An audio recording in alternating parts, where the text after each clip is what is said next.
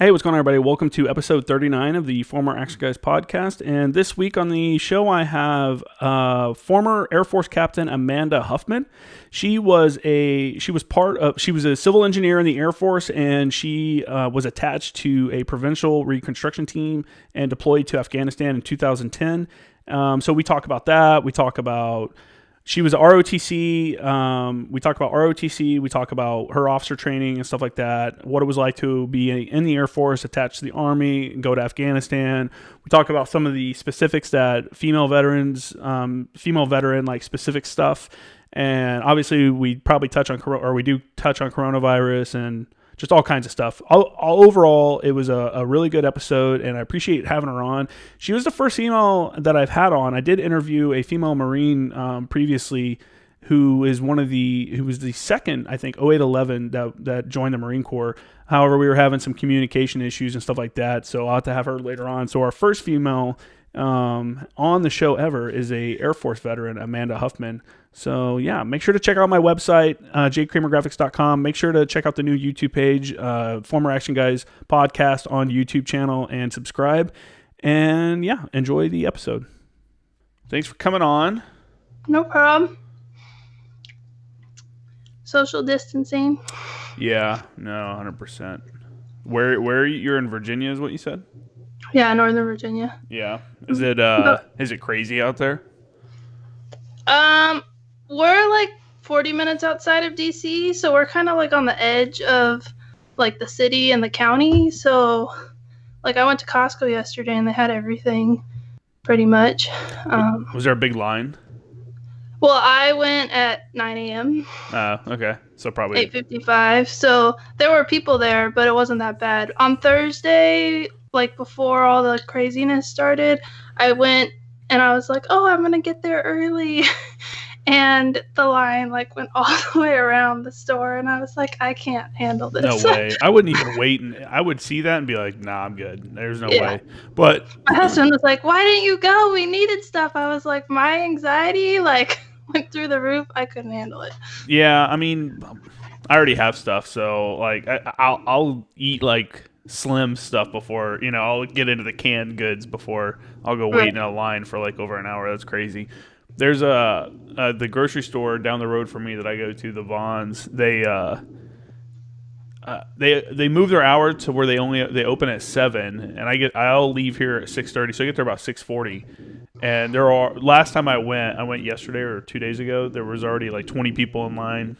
Before like people are the only thing that they're short on is meat. Like cheap meat and paper towels, oddly. Yeah. Which is, I don't get all that, but I don't understand how people can't just use rags. But I don't know. I don't think here where I'm at, it's not full crisis mode yet because people are still leaving certain types of food on the shelf. Like I walked out I was in line to check out, and the guy behind me was like, "Wow, you did really good for the short amount of time you've been here." And I'm like, I don't know, man. Like, there's meat back there. There's like racks of ribs. Nobody wants to buy racks of ribs, even though they were like $8 for these big ass racks of ribs each. But then they had steaks, and they were these like real thick ribeyes, and it was like $30 a package, and each package had like 2 steaks. So I'm like, man, that's pretty pricey. But I grabbed a couple of those just to throw one in the freezer and to have. Right. And then I just started grabbing shit I would buy if I was going to the field. I bought like dried fruits and stuff like that, and like some Gatorades and stuff. Yeah. So, and it's all stuff that I have as a just in case. But I don't know. People are crazy. Yeah.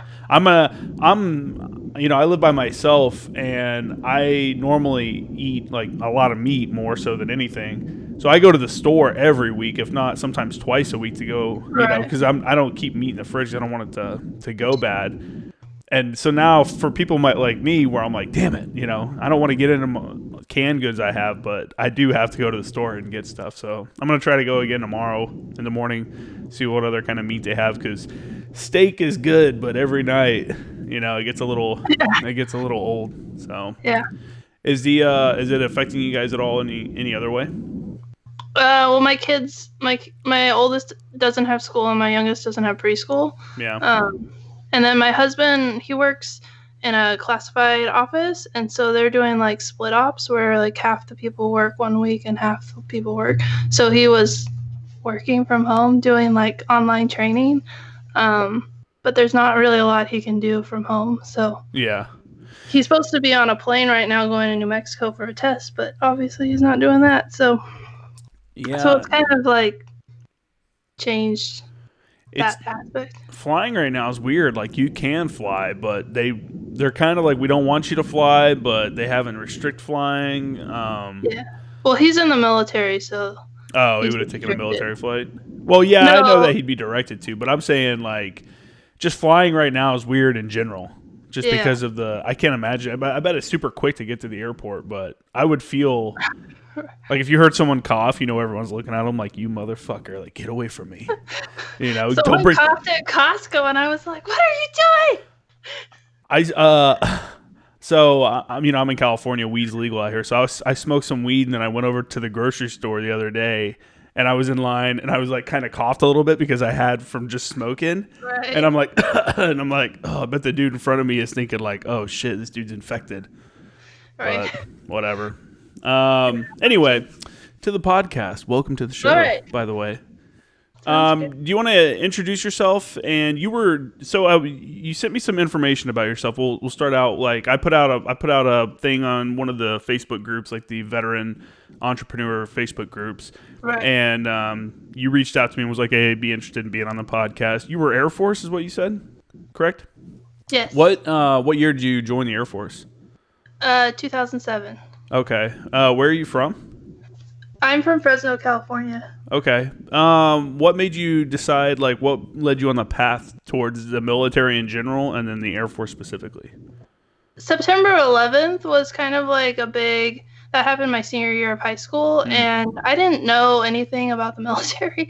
Like, there's an Air National Guard base in Fresno, and the F-16s would fly overhead, and I was like, I never noticed them. And then, September 11th happened, and I realized like the military was there, and then my freshman year of college, I started looking into enlisting into the Air National Guard, and then I found out about the Reserve Officer Training Corps program, and so that was how I ended up joining the Air Force, was going through that program. Okay. So you didn't have any family or anything that was in the military? No, I don't have any military family. So what did your family think when you were like, "Hey, I'm gonna join the military"? So my parents jokingly told me my senior year of high school that I should join the military because I kind of had no direction for my life. I didn't know what I wanted to do. I kind of was just like, I was pretty good at math, and I liked to read, and I did well in school, but I was kind of just floating around lost, not really knowing what I was going to do. And really my ultimate goal was to be a stay-at-home mom. and that was to get your MRS degree while you go to college, get married, have kids. And so I needed that direction. And so I think my parents, even though they didn't know a lot about it, were on board because they knew that something was missing for me and I needed that kind of push to go in the right direction. So where's the Air Force boot camp at? You're the first person I've had on that's from the Air Force, so. Air Force boot camp is at Lackland Air Force Base, but the officer boot camp is a little bit different for ROTC. So I went to Tyndall Air Force Base in Florida. Okay. So ROTC program, you went to school, got your degree, and then you want to kind of explain the ROTC program for maybe somebody that's considering it? Like, at what point do you go to boot or go through OCS and stuff like that?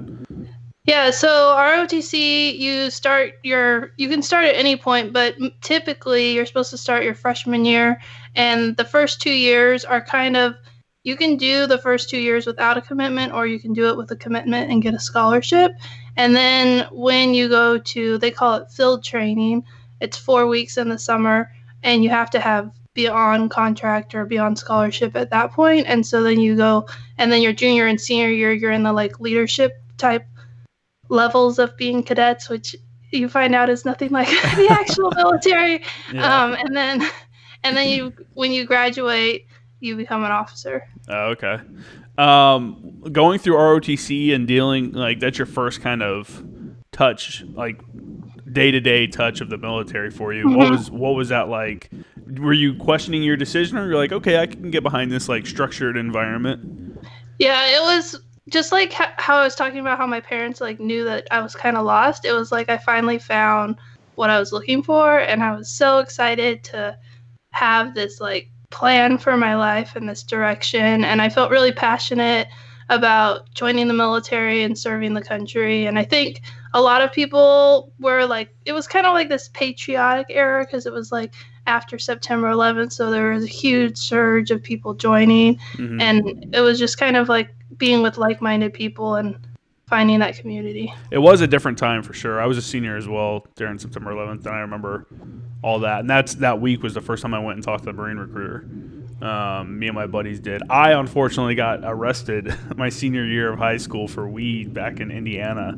So I didn't get to join like right after high school. I ended up having to jump a bunch of hoops just to even come in. Luckily for me, we were at war, and like they ended up like they were going through that phase where they're allowing people in with different waivers and stuff like that, which had they not, I would never have been able to even join. And which would have sucked, because I did 12 years. I don't know if you know my background too much or how much of the podcast you might have listened to, but no, I mean, I listened to a few episodes, not the whole episodes, but I listened to a few just to get the vibe of the whole thing.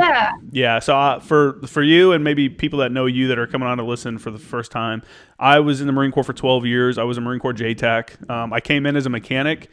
I came in open contract, and they made me a mechanic.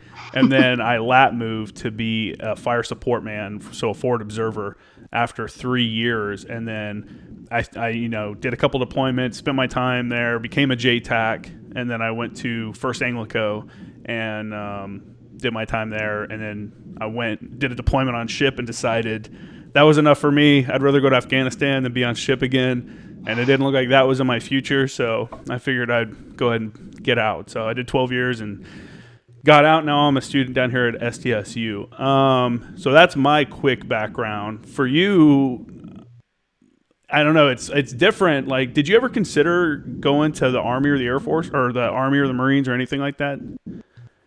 Yeah, I met with a Navy recruiter and the Air Force, so I guess not the Army or the Marines.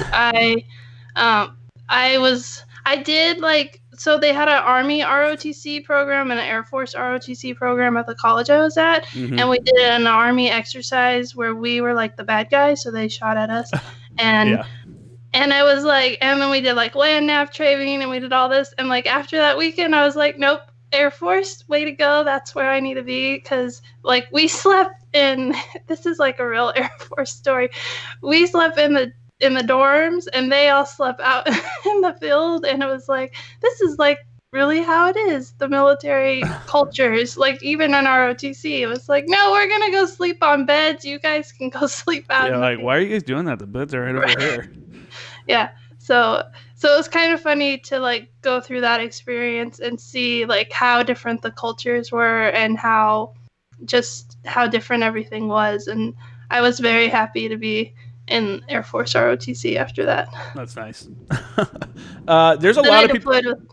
I think I know. Then you deployed with the Army, right? That's a huge, I guess a lot of people don't understand, or maybe don't realize that the Air Force augments a ton of people to the Army for different jobs. Just like the Marine Corps, the Navy augments a lot of people to us, like our corpsmen and our like pastors and stuff like that. What do you want to call them? Religious people.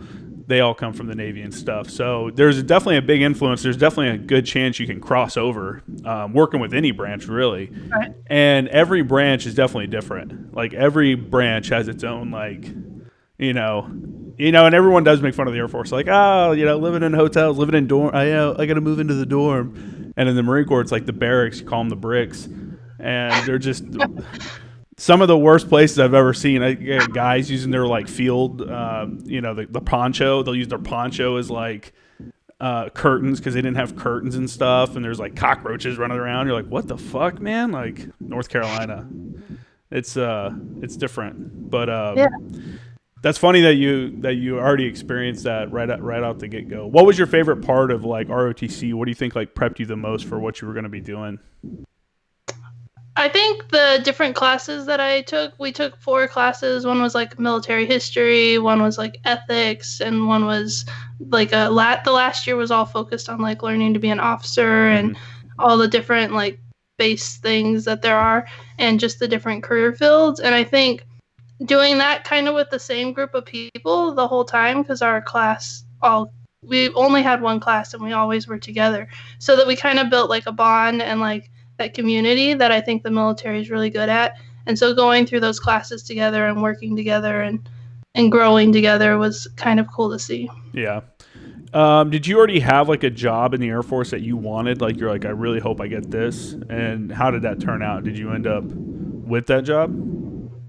So they would have like career fairs where officers would come in and they would talk to us about the different careers that you can do. And my degree was civil engineering, and Air Force has a job that's civil engineering. So it was kind of like made perfect sense for me to do civil engineering. But looking back, I wish I would have done more research, because my husband does developmental engineering, and as a civil engineer, I could have done that. And it's probably more of a job that, I don't know, civil engineering is cool, but it's like really high ops tempo and you're out in the field a lot more. And the developmental engineers are more like in the behind the desk or out running like technical missions. And so I wish I would have done more research in what was available to me, but I was like, I'm a civil engineer, I'm going to do civil engineering. And then they picked me because that was my degree. So can you explain what a civil engineer is, and then also explain what would you say your husband is? A developmental engineer. Developmental engineer. Can you explain what those each are and what the differences are? Yeah, so a civil engineer in the Air Force does like base management. So the CE squadron is made up of, there's an engineering flight, which is what, if you know anything about engineering, you would think civil engineering is creating the plans, maintaining the base, doing all the like technical stuff, and doing the site surveys. And so that's one tiny piece. And then they also have a whole section in the back, which is full of like enlisted people who do they have the EAs who do the surveys and the plans.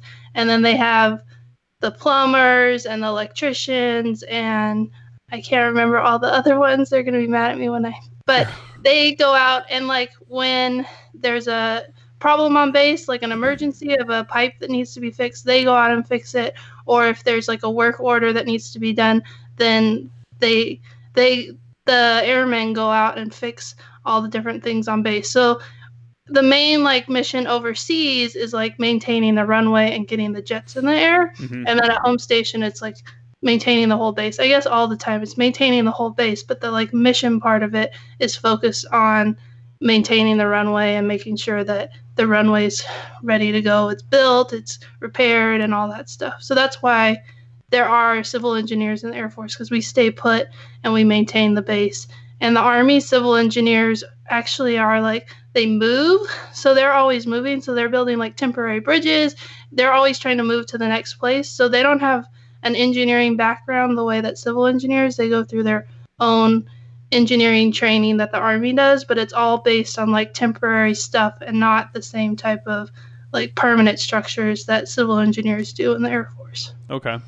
That's pretty wild that you guys maintain all the facilities on your own base, because I think on like the Marine bases it's all contracted.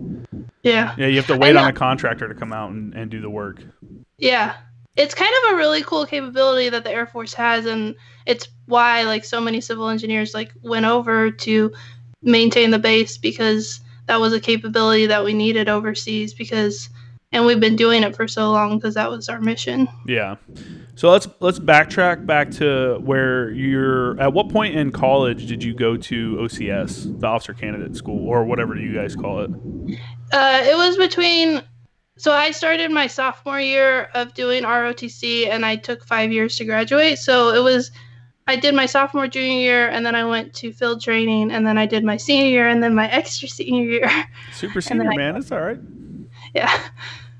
Do what you got to do. Yep. How was like how was officer training for you? Like what was your expectation when you were like on your way? Like how were you like super anxious, like, oh shit, I'm going, because everyone gets on the bus and they're like, oh fuck, did I make the right call? Like what do I do? Yeah, so our flight, the day that we went, there were 3 of us from my unit who went, and our flight got delayed at the first place, and then we missed our next flight, and we ended up not getting to Florida until like midnight or 1 a.m. So we didn't get, like yelled at. Like there was only like 3 of us, and they just like it was just the technical or the secretary type people were there checking us in, and they're not yelling at us. And so we just got in, processed in, and then when we woke up in the morning, that's when it was like, and we had like 2 hours of sleep. But I was really anxious because I'm not a good marcher and I was just so afraid of like making a mistake. I'm a perfectionist, and so I let my perfectionism of like not being able to do it perfect not allow me to step up. And if anyone is going to like boot camp, well, I don't know boot camp, but if officer training, like stepping up and making mistakes is like a good thing. And so I wasn't prepared mentally for like making that jump of stepping up and like getting fired for doing it wrong. And looking back, I wish I would have taken advantage and raised my hand, even though I probably would have got fired immediately. Instead, I like tried to stay hidden, which is not the right thing to do. Yeah. Do you think ROTC prepped you for going through your officer candidate school, like physically? Like, do you think you were in good enough shape? And if not, like, what would you recommend for people that are going to be heading for that and are looking for like a athletic, or a PT program that they should get on?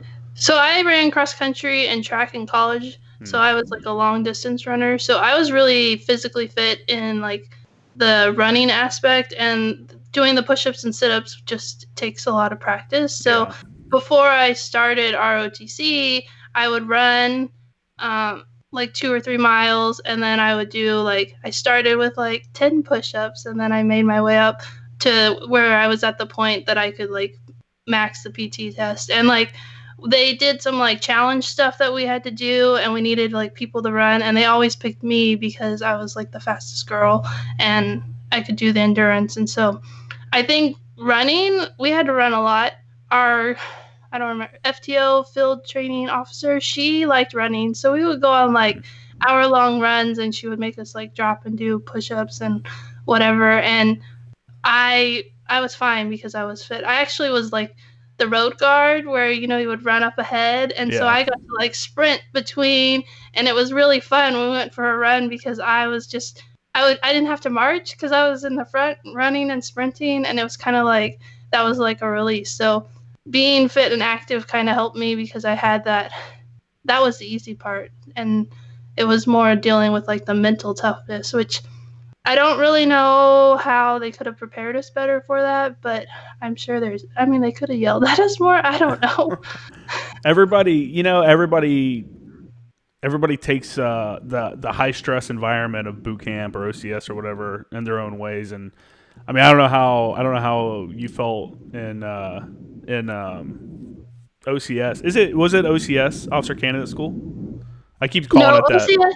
OCS is different. OCS is you would go to school, and then after you graduate, you have your degree, and then you apply, and it's usually a 12-week program. And I've interviewed women about their experience, and I've heard the Army OCS is like tougher than like Army boot camp. And so so it's way different because they kind of shoved that 4 years of training that I did into 12 weeks, and you're like always on. So I do that. It was just like 4 weeks of like basic training. Oh, really? Yeah. Huh. That's okay. That's so it's a little bit different for the Marines too. A lot of guys will tell you that a lot of the officers that you talk to, especially guys that went from enlisted to officer, will tell you Marine OCS and Marine boot camp are different. Boot camp, they are like mentally beating you down, and it's like way more physical. Well, I won't say that because Marine OCS, from what I've been told, obviously I haven't gone, they run a shit ton more, and they don't get like we called it getting quarter decked. So if you mess up, there's the end of the squad bay. There's a blocked off area, and that's the quarter deck, and they'll just get you or a group of people there, and they just like it's like a little haze fest for however long they want it to last of push-ups and mountain climbers and all that stuff. And they do less of that in Marine OCS, and they make them write papers though.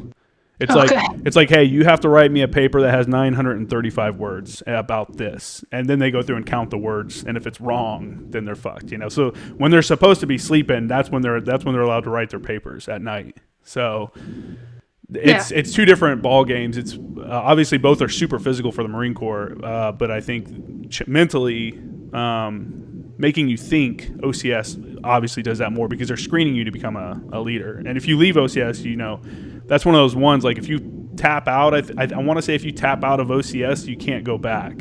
Like if you quit you quit, then you can't go back to that. You can go and be enlisted, which isn't a big deal, which is cool. I enjoyed it, but Okay. And when you were finishing up with, at what point did you find out what your job was going to be? Was it before you went to your officer training? No, it was after. Okay. It was after. It was my junior, technically my third year. Okay. So you're finished with OCS or boot camp or whatever you call it. You finished with that, and you're heading off to your technical school at this point, right? Is that where you go next? You don't go to tech school till after you commission. Oh, okay. So you come back, you finish school, and then you push off to, is that what it's called, as tech school?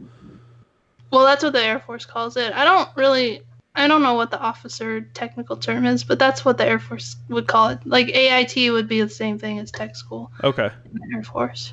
So a lot of these terms, honestly, like for the Army stuff, I know some of them just because I've worked with some Army guys and I've run around Army guys, but theirs is completely different than ours as well. Because we have, the Marine Corps has boot camp, and then you go, and it's funny, I talked to some kids at the USO, one of the USOs I was sitting in, and this kid was like, yeah, we just finished Army boot camp and blah, blah, blah. And he was like trying to compare like boot camp stories. And I was like, okay. And he's like, how long is boot camp in the Marines? I was like, yeah, it's 13 weeks. It's like a week of receiving kind of, and then like 12 weeks of actual training. I was like, and then we finish, and then we go to 30 days of MCT, which is the Marine combat training. And I was like, that's where you learn to shoot machine guns and do all that stuff. And he's like, wait, you don't do all that in boot camp? And we're like, no, what the fuck are you doing? We're like, just getting beat up and marching like the entire time. You're just getting beat and marched the whole time. And he thought that was pretty funny because I guess they do, we do in MCT as well, that extra 30 days, that's also implemented in boot camp as well. So, so we're all different. Anyway, what I did want to ask you though, before we move past or move on into your actual what you were doing in your career, the Air Force training has always been integrated, right? Male, female. Yeah, I think so. I mean, it was for me. I think boot camp for the Army and the Air Force has always been an integrated thing, and I want to say the Navy, the Marine Corps right now is the only one that's holding out on doing any kind of integrated training. And I'd like to hear like what a female veteran's thoughts on that are, because you don't really, you're the first female veteran I've had on, so. I mean, I didn't really think anything of it. We obviously had separate barracks, but we just all were integrated in a team. I think sometimes, one time we were running and I was trying to get them to like slow down, and the one guy was like, I was Baker then. He was like, Baker, just hang. And I was like, it's not me. Like, it was the other guy. And so he kind of assumed that I was the wink link because I was the female. And so sometimes you have like that type of like where people are assuming that because I'm the female, I'm the slowest runner, which was kind of weird because we were pretty far into the training, but I guess he just didn't. It was supposed to be the fastest guys. And so he didn't think that I could hang. And that was like the only time that it was kind of funny because he was like, just run faster. And I'm like, it's not me. I'm saying it because so-and-so needs to stop and tie his shoe or something like that. It was something simple like that. And it was just kind of funny how he like retaliated against me. But I mean, it was just normal. So we didn't really think anything of it. It was just, that's the way it was. Yeah. I guess that's the way, that's the best way to put it. If that's all you experience and that's all you really know, there are a lot of, I will say there are a lot of Marines that are very against integrating the male and female training. One, there's no female training at MCRD San Diego. All females for the Marine Corps go to Parris Island, which is where I went, which is where, I mean, basically all the real Marines are made. Let's just be honest. Jab at my San Diego brethren out there.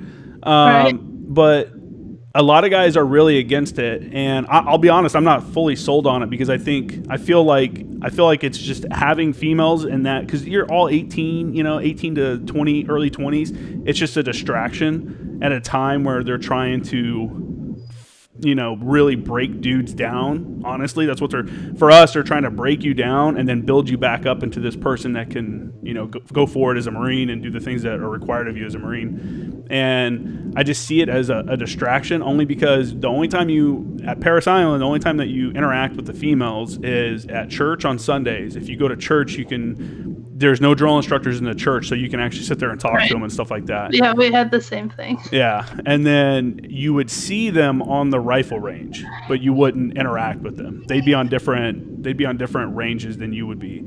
So, which one time I got yelled at by a female drill instructor. I accidentally called her sir because, after like 10 weeks, just in my mind, that's what she was. I didn't think about it, but I don't know. I'm not fully sold on the integrating of the male and female training for the Marines, just because I just think it's a distraction in my own opinion. So I'm glad. I just wanted to get a female's opinion on it, since that, like I said, I actually interviewed one other female before. She's a female Marine cannoneer. She's an 0811, so she was the second female that was in that job field. But we had a lot of comm issues, and then she's still in the military, so I think there was some stuff we wanted to talk about. I didn't know she felt fully comfortable talking about it, so I was like, let's just wait till you get out, because you're not planning on staying in, and then we'll do the interview. So it's a crazy world for females right now, and they're allowing them to get into combat arms and stuff like that. Are there any job fields that you know of in the Air Force that have recently opened up to females? Because I know for the longest time, fighter pilots, back in the 80s and 90s, fighter pilots was like the battle for women. Yeah, I don't think outside of the flying community there was really any jobs that opened up that I know of. I never heard anything about it, and then I've learned a lot of history in the last year about all these things that I didn't know. So really? Yeah, just from interviewing different women and then finding out, oh. What do you interview them for? Is it do you have your own podcast or? Yeah, I have my own podcast called Women of the Military, so I interview women about their experience in the military. Okay. That's pretty cool. Well, if you ever have any super awesome guests that you think would be good on this show, shoot them my info.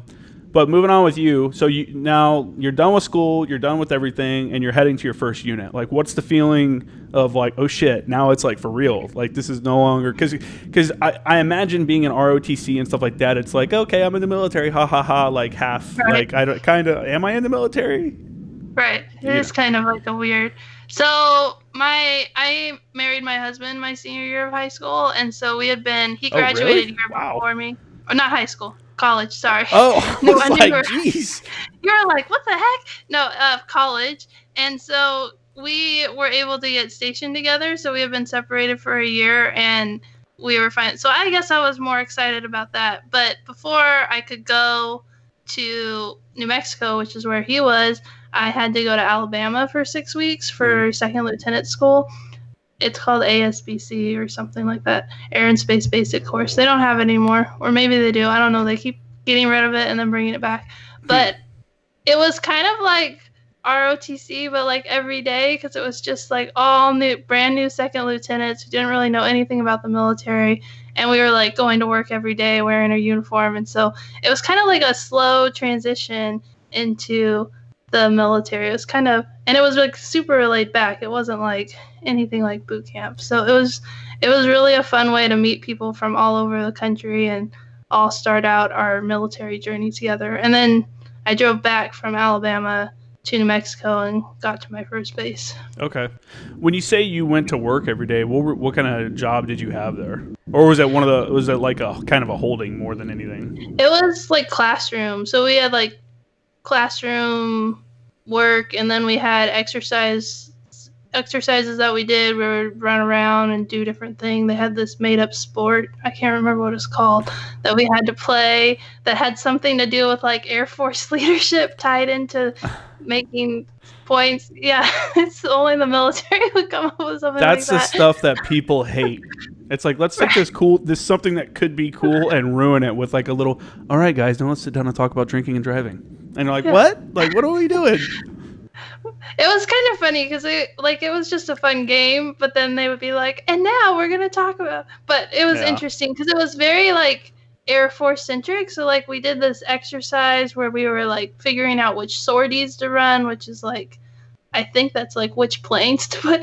And it was like all this stuff that like I wasn't going to be doing with my job, but it's like the Air Force. So a lot of the like training the Air Force has like everybody do only applies to like this small group of people. And so it's kind of weird. You go and you like learn all these different things. And we were lieutenants and we didn't know anything. And so we're just kind of like, oh, let's use this, and this. And then we were like, well, that didn't work. Let's try it. So it was an interesting experience.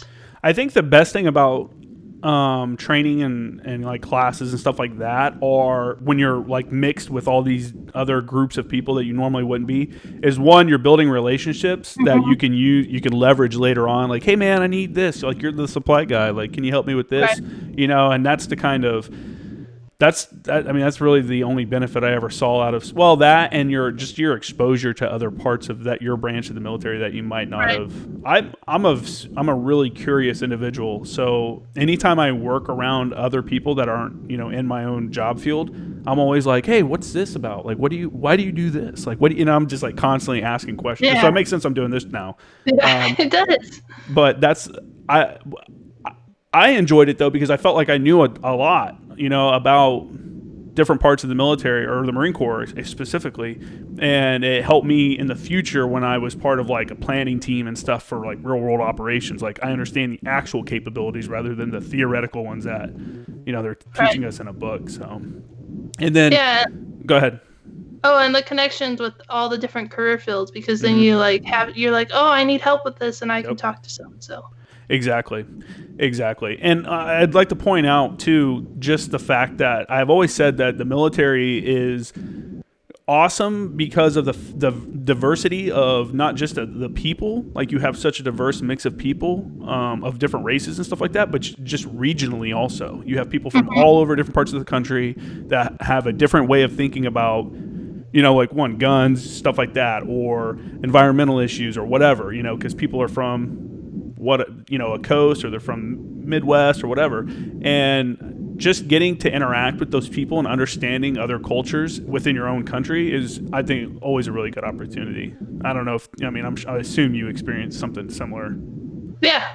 Yeah, and like living in different places, the same thing. Like, you live in different parts of the country and you're like, oh, you guys are really different than, Yeah, not so much for me. California was kind of what I expected, a little off. I never wanted to move to California. When I got orders to California, I was pissed. I was like, damn it, I don't want to go to California.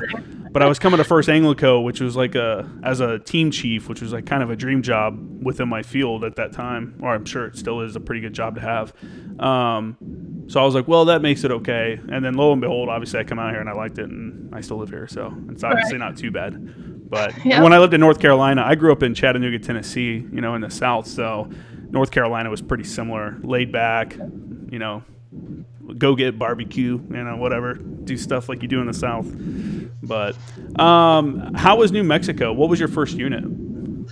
I was at the 49th Civil Engineer Squadron, and it was actually a really cool place to be. The F-117 stealth fighter was retiring, and then the F-22 was coming. And so it was really cool to be a civil engineer and to like watch the whole base transform. We had like runway projects going on. We had all the hangars had to be refitted and changed so that the F-22 could be in there. And then they had like the reservist base was coming in, so they had to build that up. And like, as a civil engineer and like a second lieutenant, like right out of college, so my job was to like I did some of the paperwork to get the funding and whatever done, but a lot of my job was to go out to each site and check the status of the project and what the contractor was doing. So we would like pair up in teams and go in trucks and drive all over the base and see all the different construction projects. And like one time we were at the edge of the runway and the German Air Force was at Holloman, and so we were standing at the end and we were monitoring this like construction project, and the tornadoes were landing like just over our heads. Yeah. And we were like, this is like the coolest job ever. So like we were watching the airplanes fly and then doing the construction, and like that was kind of what life was like every day. We would just go in and do all these like cool hands-on things that normally you don't get to do. You're like usually stuck in an office, and it was really cool. So you're almost working like a project manager? Like you're just going around, checking on your subcontractors basically? Yep. Yeah. Okay. It's crazy the amount of like, I mean, what am I saying? My mind just went blank. It's crazy the amount of like opportunities. Not just opportunity, but that they're letting a 22-year-old, or how old were you at this time? Yeah. 22? Yeah, I was 22, 23, something like 22, 23, you're in a job where you're like managing construction projects, multi-million-dollar like projects. And in the real world, they would never let you do. You'd be like working under somebody for years before that you got up to that position. But in the military, it's like, hey, we trust you. You got it. And you're like, what? Right. All right. I don't know. That's pretty wild that you got to do something like that, like go around and manage stuff like that. What was the most difficult aspect of the job, do you think?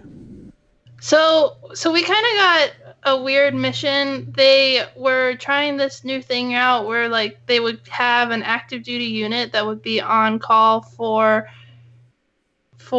emergency response. So we got tasked with that, and we had to learn like all the Army terms like S1, S2, S3, which I didn't know anything about. So we like broke into teams and we had to figure out that. And it was kind of like this new crazy mission. And we were going to all these different trainings. And that's when like I learned how the Army was. We actually went to this base to be at a training and we couldn't find it. And we walked into another class and they're like, come in here. And so we went to that training instead. And it was just kind of like a crazy like turnover. And so we were in this like non-deployment state, even though civil engineers deploy really rapidly. And so we weren't deploying, but we were doing this like hurricane like response thing. So like I deployed for 14 days for Hurricane Ike to help with the like managing that. And that was like a last minute thing. Like it was like Friday night and they were like, you're leaving tomorrow. And so that was kind of like a crazy job where it wasn't something we expected.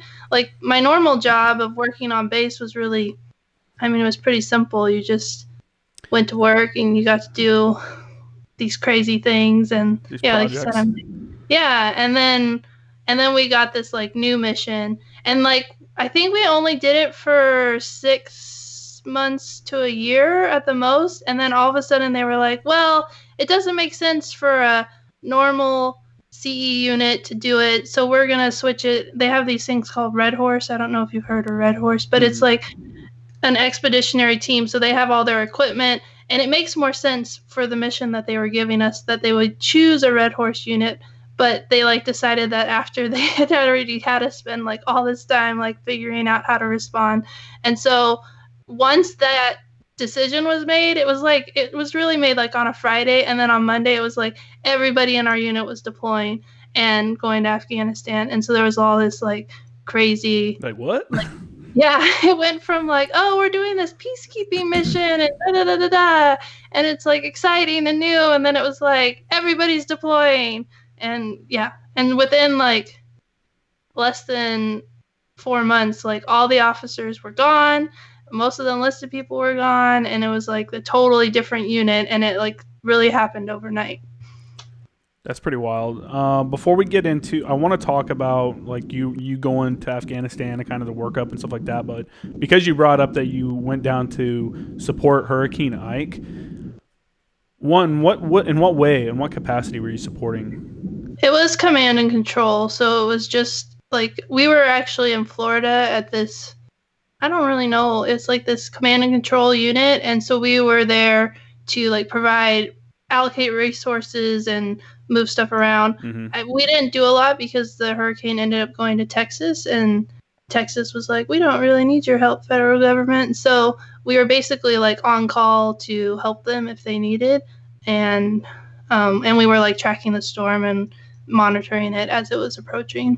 So, and the reason I wanted to come back to that is there's a lot of like natural disasters where people beat up the federal government and the planning and like, you know, especially, so let's just focus on just like hurricanes. How do you, having been there, having seen the other, you know, you've peeked behind the curtain and you see how it all goes down, like the planning and like the, oh crap, we have to, you know, mobilize and get to there and support, you know, whatever happened. What would you say to the people that are just like straight bash constantly, like, oh, the government's not doing enough to support this, or they didn't send enough people, or this and this and this, you know? There's so many people working behind the scenes that like you have. I mean, I was still thinking like there's this huge giant building in Florida that we went to that you had to have like 3 different badges to get in, and then there was like more security once you got inside there. So there's like so many like moving pieces and stuff going on that I think people don't understand. And the federal government is also limited by like what the state wants or needs, and so that's another added like bureaucracy, you could say, or just another level that makes it where you kind of like the federal government probably could do stuff faster, but they have to wait until the state asks for it, and they can't just like come in and like, you know, it's there are a lot of people working on it. There were a bunch of people working on Hurricane Ike, and a bunch of people who work there all the time, and then they brought in more resources to do like 24-hour ops because we were working 24 hours, so I was working night shift. That was also why I wasn't as busy, because I was working the night shift, and so there wasn't as much going on. But they went 24-hour ops like 2 weeks before the hurricane got there, and then we continued as it died down. So I guess like a week before and then a week after. Yeah. I just feel like people, because they don't actually know what goes into some of these things, it's easy to be like, well, they just don't care. The federal government hates, you know, the federal government hates Puerto Rico, or the federal government hates so-and-so, you know, they hate Louisiana or New Orleans. And it's like, dude, no, I mean, people respond like, and like you said, we also forget that it's a federalist society that we live in, and that states' rights have a meaning, and like it's really their country that and they have to ask the federal government for support. The federal government's not supposed to be this overarching thing that's constantly, you know. So that's a good point to make. But yeah, so I wanted to talk about that real quick because I figured you had a decent amount of insight for that. So let's move on. So now you're finding out you're going to Afghanistan. What was it like? Like, oh shit, like the war. Did you ever think you would go to Afghanistan or Iraq, or what year was this that you found out you were deploying? 2009. Okay. Yeah. So I'd been in for about 2 years. When I went to boot camp, whenever that was, 2004 or something like that, they said, I don't know if they were trying to get us to quit or whatever, but they constantly would be like, you're going to deploy. If you don't want to deploy, then you need to like self-identify that you want to quit. So it was drilled into my mind that I would have to deploy. I was kind of optimistic that I was going in the Air Force, and like, you know, you can go to Qatar, you can go to Kuwait, you can do some like humanitarian mission and go to Philippines. Mm-hmm. There's like all these like cool Air Force deployments. Yeah. And so I was like, whatever, it's the Air Force, I'm gonna deploy. It's not that big a deal.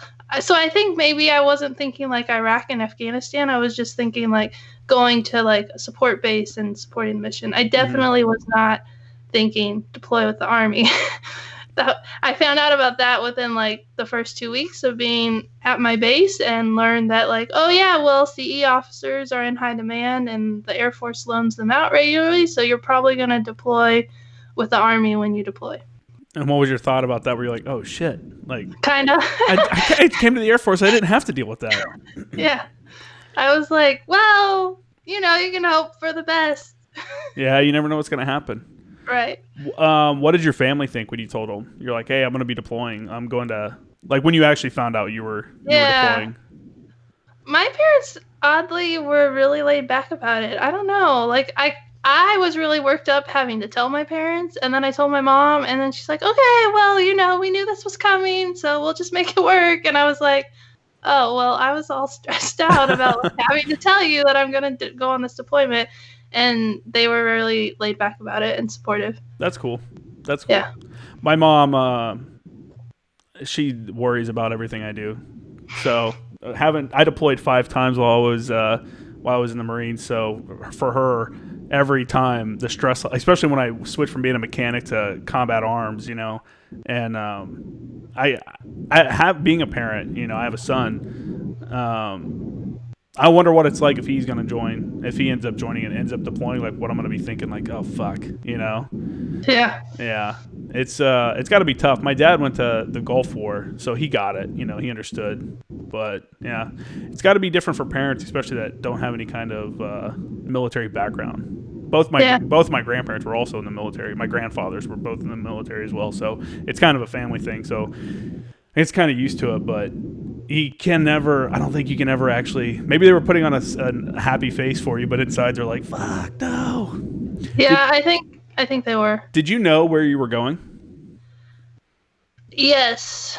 I knew that I was going to be on a provincial reconstruction team. I think that's all I knew when I first found out. I didn't find out where we were going until I went to Indiana for my training. Oh, yeah, okay. I moved from Chattanooga, Tennessee, and I moved to Lafayette, Indiana. And I know they do a lot of training is it just south of Indianapolis? Yep, Camp Atterbury. Yeah, Camp Atterbury. Yeah. So what was that like? What was your workup training? First off, what was it like when you got sent to the Army? Like you attached to the Army unit, and when you showed up, were you like, oh shit, here we are? Like, so it was kind of weird. They did it in phases because the first part of the training was 2 weeks of training, and it was language training. So we were learning Dari or Pashtun, depending on like which part of the country you're going to. And so we were actually teamed up with the Navy because the Navy supported PRTs and the Air Force and the Army. So it was kind of like a weird mission. So there was a Navy team and our team, and we were learning Dari from this lady who was from Afghanistan. And then we spent like each night doing like culture training. So it was kind of like really kind of like the way the Air Force, it was very like classroom oriented and very structured. And so for that first month, it was like all classroom training, and it was all just senior NCOs and officers. So it was really different than like the second half of our training, which brought in the infantry unit that we deployed with, and we did the missions where we were out like learning and preparing and doing all that sort of thing. So I'd say the first half was kind of very Air Force-y. It was really similar to like Air Force stuff that I had done. Even like shooting like an M4, like I had to shoot an M4 and M9 before I went to training, and I had done that before. So that was like pretty similar. It was just a little bit different because we were in Indiana and it was cold. Oh, did you go in the wintertime? Yeah, we were there. I got there in November and we left in February. So what a horrible time to be in Indiana. Yeah, and like you have to be outside all the time. That's why I live in San Diego now. I don't have to deal with things like that. I call home and my mom will take a picture of the snow, and I'm like, yeah, no, you can have that. Yeah. So on my third deployment, I was actually an Afghan Army advisor. So I went through the advisor training as well, or the Marine Corps version of it, and which was probably similar in some ways and different in some ways. We also did language training, which I am absolutely the worst at trying to learn foreign languages. I walked away from that training knowing a couple words, whereas like I had a captain on my team who was having conversations with linguists. Like I'm sitting here like, dude, how did you? I mean, he's just one of those people that pick it up. So, did you pick it up, or was it kind of a problem for you? I picked up like fairly. I was okay. Yeah. I had taken German in high school, so I had taken another foreign language, but the bad part, like I learned a good amount in that 2 weeks, but then like we never practiced it again, and then we went to Afghanistan, and so it was kind of like, it wasn't that it was wasted, but it would have been more beneficial if we had like had refreshers like one Friday every 2 weeks, like we practiced our Dari, because it was kind of like all that classroom time crammed, and I could speak like a basic conversation, and then we didn't do it anymore. So we had some opportunities for.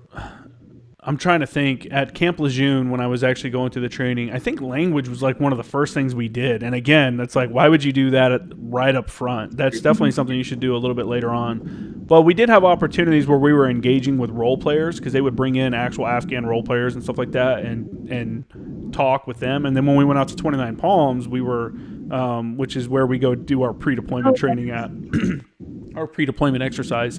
So we go to 29 Palms, and then we spent a month there doing more advisor stuff. So, some guys sharpen their skills on it a little bit, but I just never got it. I was like, you know what? I'm going to be probably too busy to be sitting here having conversations with a lot of people anyway, but I don't know. I don't even remember which one I learned either because we also did Pashtu and Dari, but I don't remember which one I tried picking up. So once your unit attached, you said the infantry unit showed up. What was that like when you guys attached to them?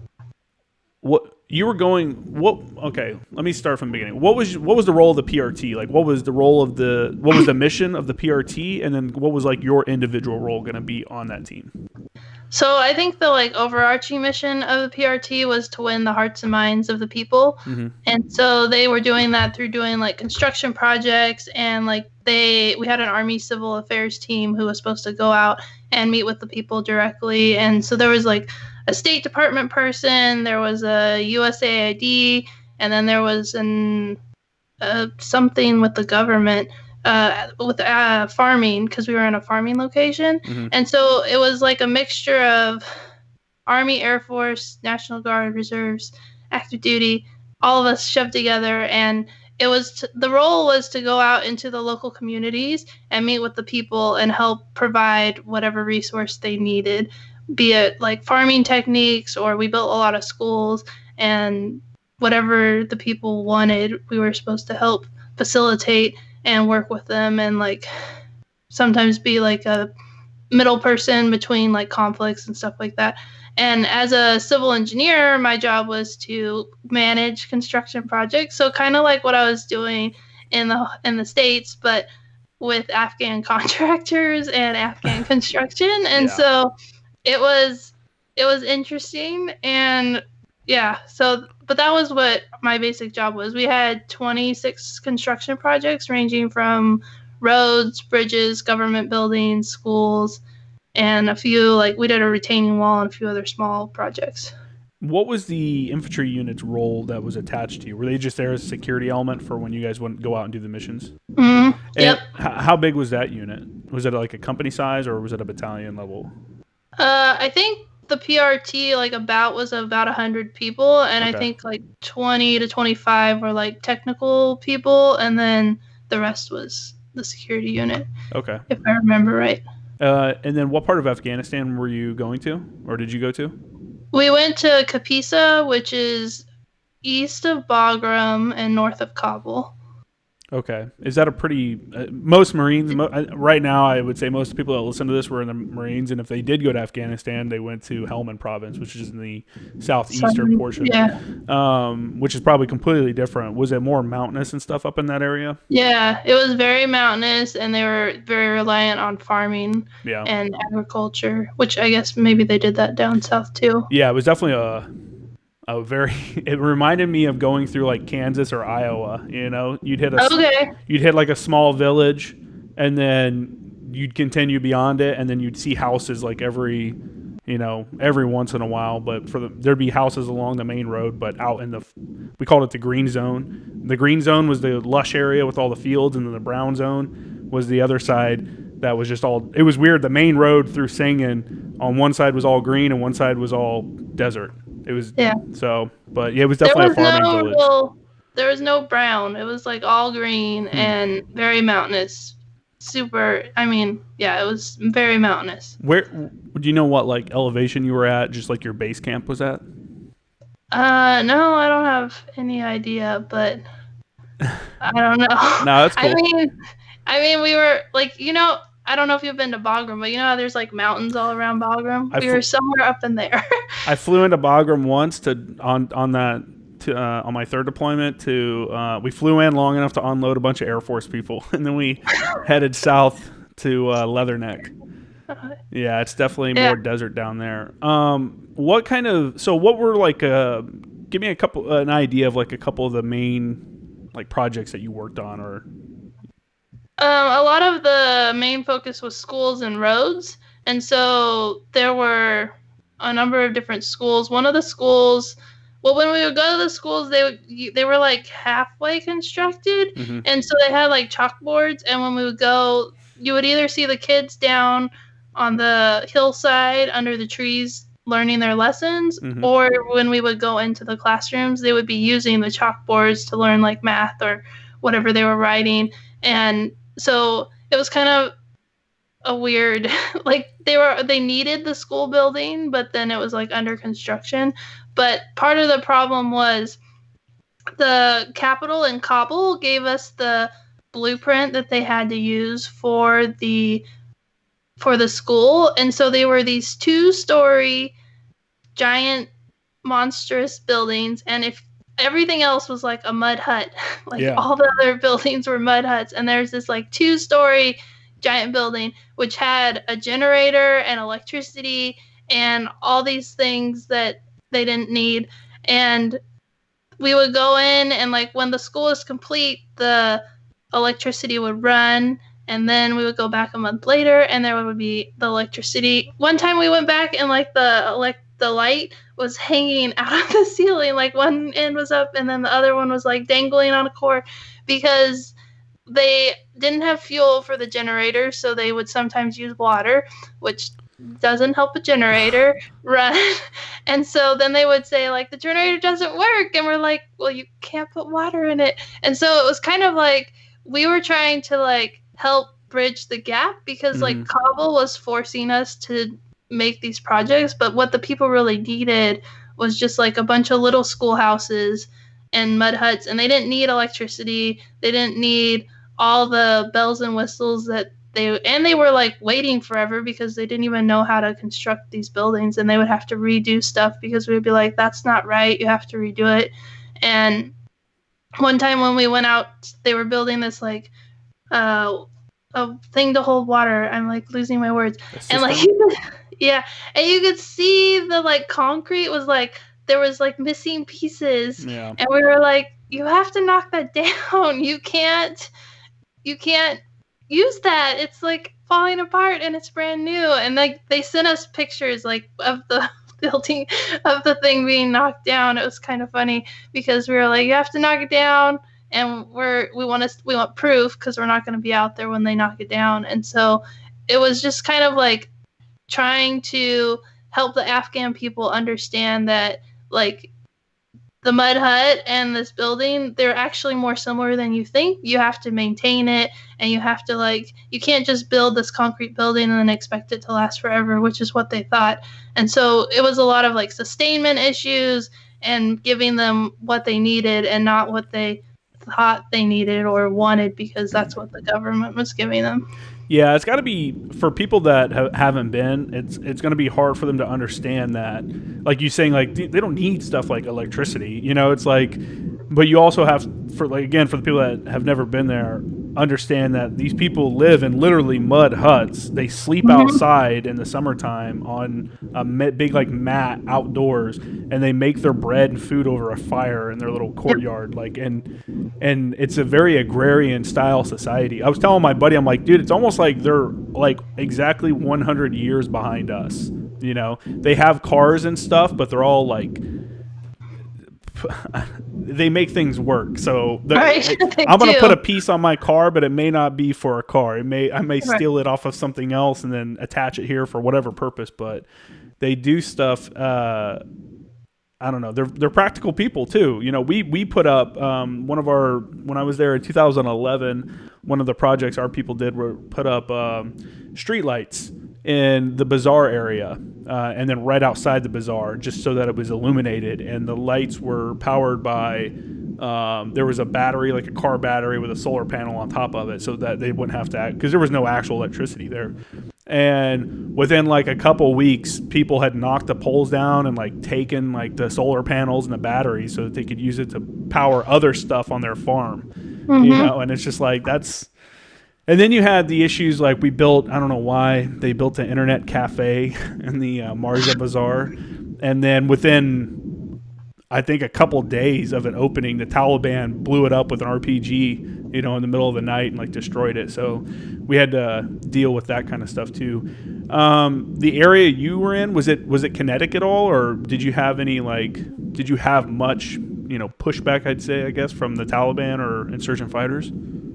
It was the northern part was really safe and very friendly to Americans. And then like right below our FOB, it was very not friendly. So like, Capiso is only the size of like Rhode Island, but we couldn't go farther south than where our FOB was, except, well, we got shot up when we did. And so when we would want to go and do our projects in like the southern part, we would have to go to Bagram and then down to Kabul and then come up through the bottom, because that like intersection between where our FOB was and the bottom was really kind of a hot section. And it was also more flatland and less mountainous. Yeah.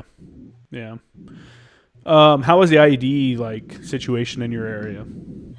So when there was like a road that we had to drive back and forth when we went to Bagram, and they would come through and they had the IED teams like sweep it like at least once a week. And one time we went and there was a storm, and so we got delayed from leaving about an hour, and the storm went through, and then when we were driving there was a big IED hole. And we were like, oh, I'm glad that storm went through because I was in the front truck. Oh, and man. So that was kind of scary because that was like most of the time when we would go by night because it was safer to go at nighttime. And if we went during the day, it was like right after a team had like went through and swept the area. Did you guys go, when you went at night, did you run in with lights on or off? I don't remember. I was in the back of the truck. I would say I would guess that we didn't have our lights on, but I can't remember exactly. Yeah, we had. I'm sure it probably changed like based on. I know there were certain places that we had to be more careful, so it's probably like a mixture of both. Yeah, having an IED uncovered like that is it's funny how many times you have like something happens where you unknowingly save yourself or whatever. When on my advisor team we were heading out, they were building a new patrol base, the Afghans were, and we were going to go out and check it out and be like, all right, this is cool, maybe put another guard tower here or whatever. And to get to it, you had to go off of Route 611, which is going through Sangin. It's the main road, and then it cuts west into the green zone, so in the fields and stuff. And there's this patrol base called Shamshir-Do, and that's one where we always got attacked and stuff like that. And I talked about it on a previous episode. There was a firefight one day. We lost like 6 Afghans one day, including our company commander and stuff like that. So this was a pretty active spot. And we were pushing beyond that. They had built a new patrol base to kind of help try to interdict some of the people crossing the river over into that area. But on our way out there, we're like, hey, let's stop at Shamshir-Do, make sure everything's good to go. Like, they're good. So we stop and we're like, hey, what's going on? Blah, blah, blah. Yeah, we're getting ready to head out to the new patrol base. And they're like, oh, don't go. They're like, because we had gone out the day before. I think the day before also. And there's only one little dirt path out to it. And they're like, the Taliban know you were going out there yesterday. And they're like, they put in a massive IED for you today. So we're like, oh shit. So luckily we stopped and talked to these guys because we would have just pushed through. And I think it was over 100-pound IED. Like, it would have probably destroyed whatever our lead truck was, which at that time was probably a Mat V because we were in small teams. What were you guys riding in? You guys, the Army Air Force have a different kind of armored vehicle than the Marines use. We had MRAPs for most of the time, okay. And then we had MATVs. Okay. So, like, on that mission when we were going, I was in an MATV. Yeah. Those were probably more comfortable than MRAPs, but they were more comfortable, but they weren't as safe. They were definitely not the one you wanted to get blown up in. Like, they can take small hits, but I was telling another guy, I think every time we had to do a medevac in 2011 was somebody that got blown up in a Mat V. Yeah. What was it like interacting with people, with the Afghan people? I loved being an advisor. I loved talking to the people and like sitting down and watching Pakistani soap operas with my counterparts and stuff like that. And what was it like to get out and actually like interact with the local populace and stuff like that?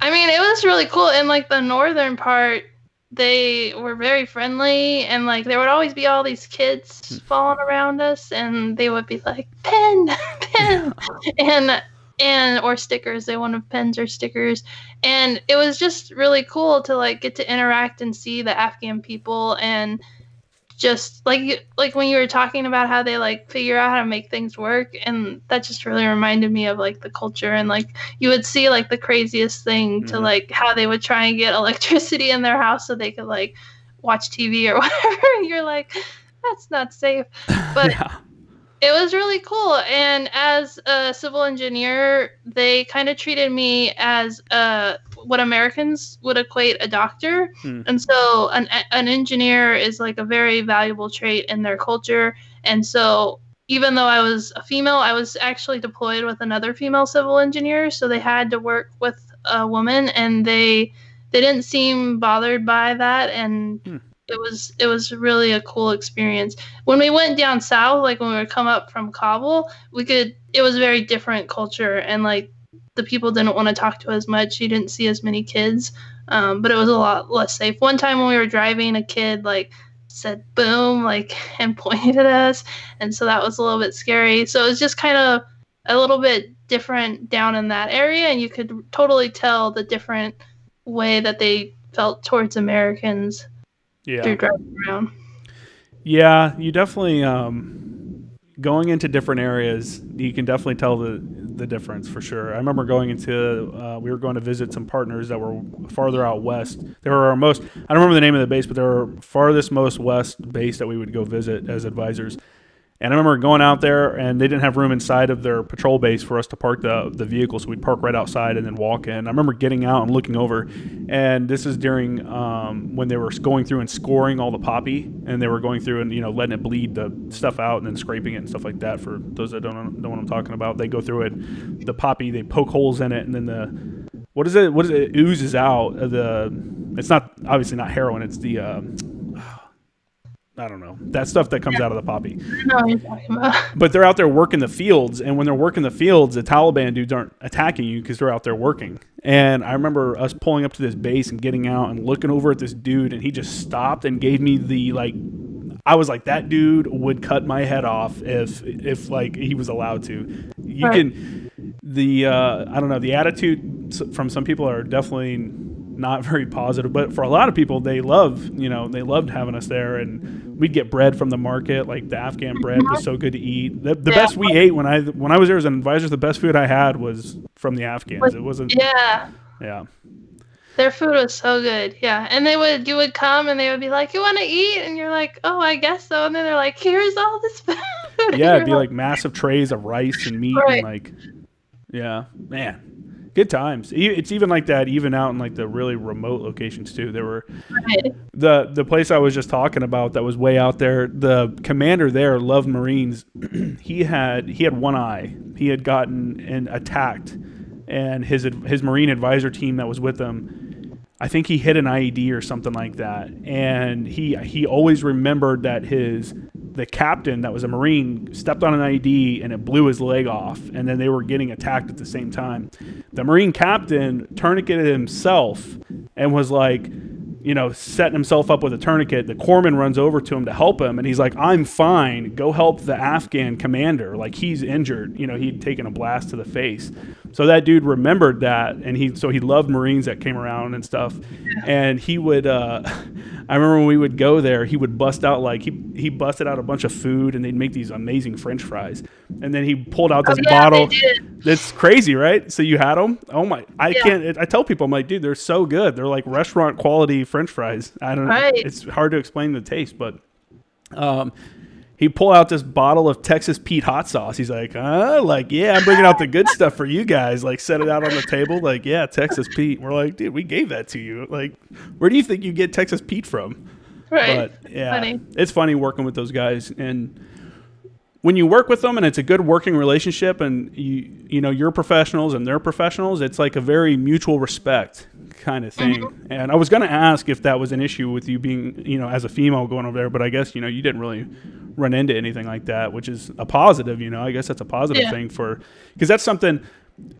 Like the United States, the cities are more liberal than the country. And where I was at in Helmand was all, like you said, farmland. It'd be like going to Iowa. You know, obviously religious values are higher there, and there's a different way of thinking about cultural norms than there is in like downtown Los Angeles. You know, it's just two different worlds. So, yeah, it's cool that you didn't have to deal with any kind of like sexist stuff. We had female engagement teams is what we called that would come out with us to work with females and talk to the females because we weren't allowed to talk to them or anything. So yeah, we got to talk to the females one time. We went to like a rehab center or something where they were like trying to get away from their husbands who were addicted to drugs, and we got to talk to them. And that was really awkward because we didn't have a female interpreter, so we were with a male interpreter. And they were like all huddled in the corner and didn't want to talk to us. And they also were intimidated because we kind of looked like guys with all our like gear on. So I took my helmet off so they could see that I was a woman. But it was still kind of like really awkward for them because there was a guy there, and it was really, everything being said is being filtered through a dude. That sucks. Mm-hmm. I'm surprised they didn't give you. Well, I guess you weren't on a female-specific mission, so you wouldn't have. No. Yeah. I think the female engagement teams were after, I think 2010. Right. I think it was around that time. When I was there in 2011 with 3-6, and we had a female engagement team then. Yeah. I think they had them before that, or around that same time frame, but they might have called them something else. Lioness was something. You know what? That was Iraq, I think, actually. The Team Lioness, yeah. Yeah, and then wasn't the Lioness teams? Their role was more for like vehicle checkpoints and stuff like that, like someone that could search the females. Mm-hmm. Were you guys ever put into an issue where that came up, where like, hey, we need a female to come over here and like search these females or talk to these females? No. They would have people come to the gate, but they never had us do it because we were engineers doing whatever engineering thing. But some of the young enlisted, like the medics, I think they had to do it a few times. Yeah, the medics definitely have way more hands-on with like the local populace than the average person. We medevaced quite a few people from our FOB that. For everything, like people cooking fires. I remember there was a kid that had burned himself real bad. I think he pulled a pot of boiling water over onto himself. And again, for people that don't understand, like it's like camping. It's like they're camping all the time, you know, like they have a nice camp spot. They're camping, building, you know, cooking on their fire or cooking on these weird propane stoves, you know, that could easily go bad. So we medevac quite a few people for that. We also did a couple buildings. I remember in Marja specifically, there was like a fruit. They were making some kind of agricultural market that they were building, and someone told me it cost like $600,000 to build, and it was the shittiest looking building I've ever seen. Like there was mortar missing between the bricks and stuff like that and everything. And I was just like, I can't believe we're wasting money on this. What do you think was like one of the biggest, you know, everyone knows we wasted money in Afghanistan. What do you think was like the biggest waste of money that you saw in like your area specifically? Well, like building the 2-story buildings and building these. I mean, one time we went to the construction project and it was a school and it had been downgraded to a 1-story building because they just weren't capable of doing a 2-story building. And they had a retaining wall around the school for safety, and they had put styrofoam, like legit styrofoam in instead of like the putty that you're supposed to put for like an expansion joint. And I was like, you can't do this, like this is styrofoam, you don't just stuff styrofoam. But like it was not spending the time to like understand the culture and just trying to like push America into Afghanistan. And because people would say like we were supposed to be rebuilding, but it was like, you mean build from scratch because there's nothing. And so that was really like sustainment and like not helping the people understand like the value of what we were trying to give them, because we were trying to give them something that they didn't need.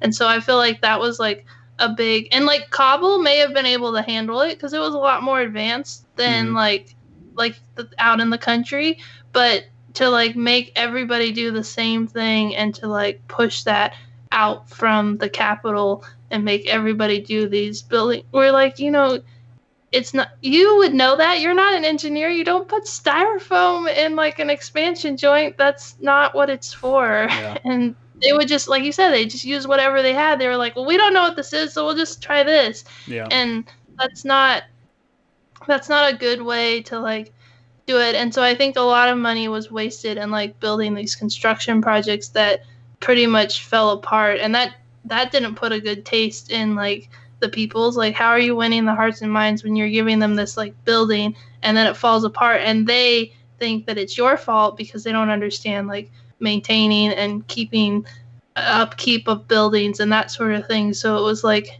we missed out on that part of it, of like giving them what they needed instead of like building these, like, I think sometimes our egos got in the way where people were like, oh, I'm spending millions of dollars, I'm doing so much good, but it's like you're not actually that. Right? I hate it when I hear, well, they're gonna spend $10 million on this problem, so and so donated, so and so is doing this much money, and it's like, okay, well, what's that? It's just saying a number doesn't mean anything. You're just saying a number. Like, what are you doing with it? Like, what is that number going towards? When you say it came from Kabul, I'm assuming it came from the Afghan government side, right? Which is kind of weird that the U.S. military couldn't have pushed back and been like, this is ridiculous. Like this is no requirement for this. There's no need for this, I think the U.S. government was like really pushing it. I mean, really? I don't know. It just, as a person at a PRT on where we were given these asphalt samples to like check the roads, and like we can't. What are we gonna do with it? We have a pencil and a computer. Yeah. Like, and so it was kind of like, it was like they were trying. I don't know who was. I feel like it had to have been the American government had to be involved somehow. Yeah. And like someone who was like, well, this is what we do in America. We have the standard, and then we make everybody do it. I don't know. I guess I felt like there was a disconnect between like the higher up leadership and like our level, because even between the people that we would go to at Bagram, the female that I was with, we had 26 projects when we came, and we didn't build anything new. We were like, no, we need to get rid of the projects we have. They had created this like manifest of like rules, and the Army solution was just to like make more people be qualified, but then we would still be doing all the work. And so we pushed back, and we had our commander support on that so that we didn't have to do more projects. But whatever unit we were under for the Army, they would like call us and be like, why aren't you nominating projects? And we're like, because we're already maxed because of this. I think it was called the Maze. And it was like, we already had more than we were supposed to. And that leadership was like, but you're not spending money. We need to spend more money. And we were like, but we already have all these projects and they're not doing a good job. So I don't think we should build more projects. And the last project the team before us had done was they built a retaining wall, but they worked directly with the local people, and the people built the wall and we gave them the supplies. And they had like, the market would flood every year and they needed supplies. And so they built it and they maintained it and they did it the way they needed to. And I think if you're able to make that relationship in 9 months, which is impossible, it's like, those were the type of projects that we needed to do. But our civil affairs team kind of fell apart with infighting and all this other drama. So we weren't able to do that. But I think it's just like a disconnect between like what the leadership was pushing and then what we were doing at the lower levels. Yeah, I mean, the problem with the deployments and the war is, one, no one ever gave like a standard of like what's victory and what are we going towards, like what's the end state here. And we just got on this habit of like these deployments, and for us, they're 7-month deployments or a year-long deployment if you were at like a what you would think of like a brigade or higher for like the Army side. For us, regiment or higher level deployment, you're there for a year. So the war's been going on since 2001. I mean, we're supposedly at peace, but there's an attack in Kabul yesterday at the airport there. They're being like rocketed and stuff like that. So for 19 years, we're basically, or I guess 18 and some change, we've basically had 18 different deployments is what it's become, like 18 different wars, rather than one like continuous, like fluid, like, all right, this is what we're working towards. Here's our end goal, and we're working towards that. If we are working towards like making the people better and letting them run their own country without Taliban interference, then the American public has to realize that we're going to be there for a decade more, at least, because it's a generational thing. You know, it's like we have to teach them that you don't need to build a 2-story building in the middle of a farm, you know, like in a Farmville, because there's no need for that. It's just like stupid stuff. And I don't know. I don't necessarily think that we should stay there and do that. I think we're beyond, you know, our original intent with Afghanistan, but it's so frustrating. And I'm sure it is for you as well, being a veteran, looking back at the mismanagement on the upper levels. And then I don't think either one of us are probably surprised when you hear these like headlines like, oh, $68 million project in Afghanistan goes towards building that does nothing, you know, or like this much money was wasted. And like you said, they're telling you, hey, we got to spend this money. And just like every other company out there, the military has a budget. And when it comes to the end of the quarter, if that budget money is not spent, then they're going to have part of their budget cut. So they're like, spend money, spend money, spend money. And it's on stupid shit. You'll end up doing stupid stuff. And that's stateside and overseas. Because I remember them hitting us up one time and like, hey, division said buy whatever you want.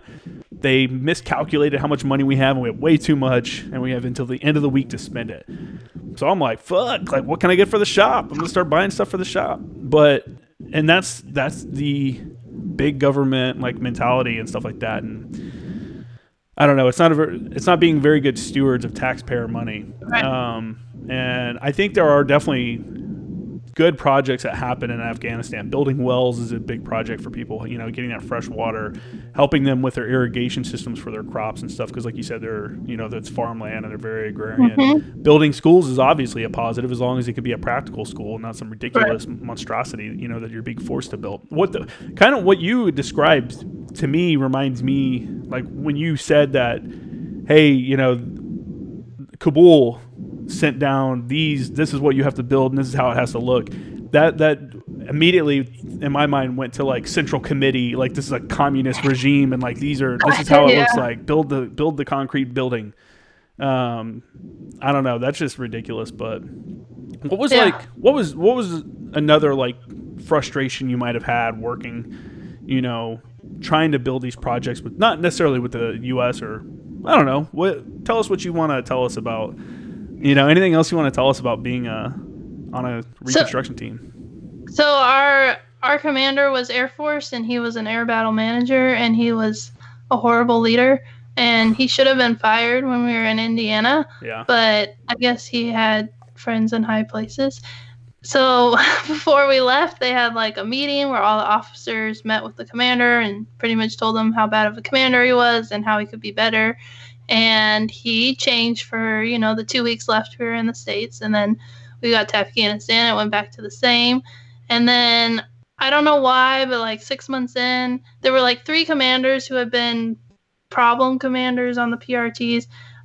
That's when they decided to do something. So we're like 3 months from going home, and they like we got a new commander. Our commander got fired. And like, there was all this drama. The colonel, who wasn't even our colonel, an army colonel, came in and brought all the officers in and told us that it was our fault that our commander was getting fired because really? He was.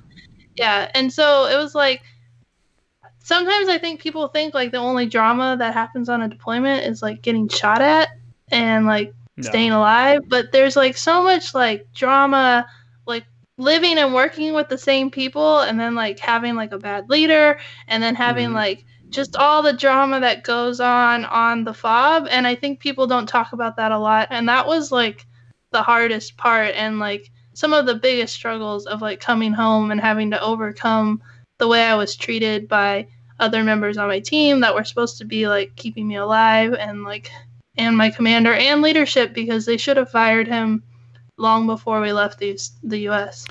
Yeah, I mean, people on the outside of the military don't understand, and there's this like weird perception of like military and like police and stuff like that we have to be perfect, and we're all perfect, and that, you know, like this, I don't know, I feel like there's a perception like that out there, that, you know, there's a, what do they call it, a zero defect mentality, you know, for the military, and that's not it at all. There's a 10%. We always said in the Marine Corps, there's a 10%, you know, no matter what. There's, in every unit, even the special operations unit, there's always a 10% of people that you look at and you're like, this person shouldn't be here. Like they aren't good enough to be here, or they cause too much trouble. Like there's a reason that they shouldn't be here, and they're the one, that 10% is the one that causes like 90% of the problems for a unit.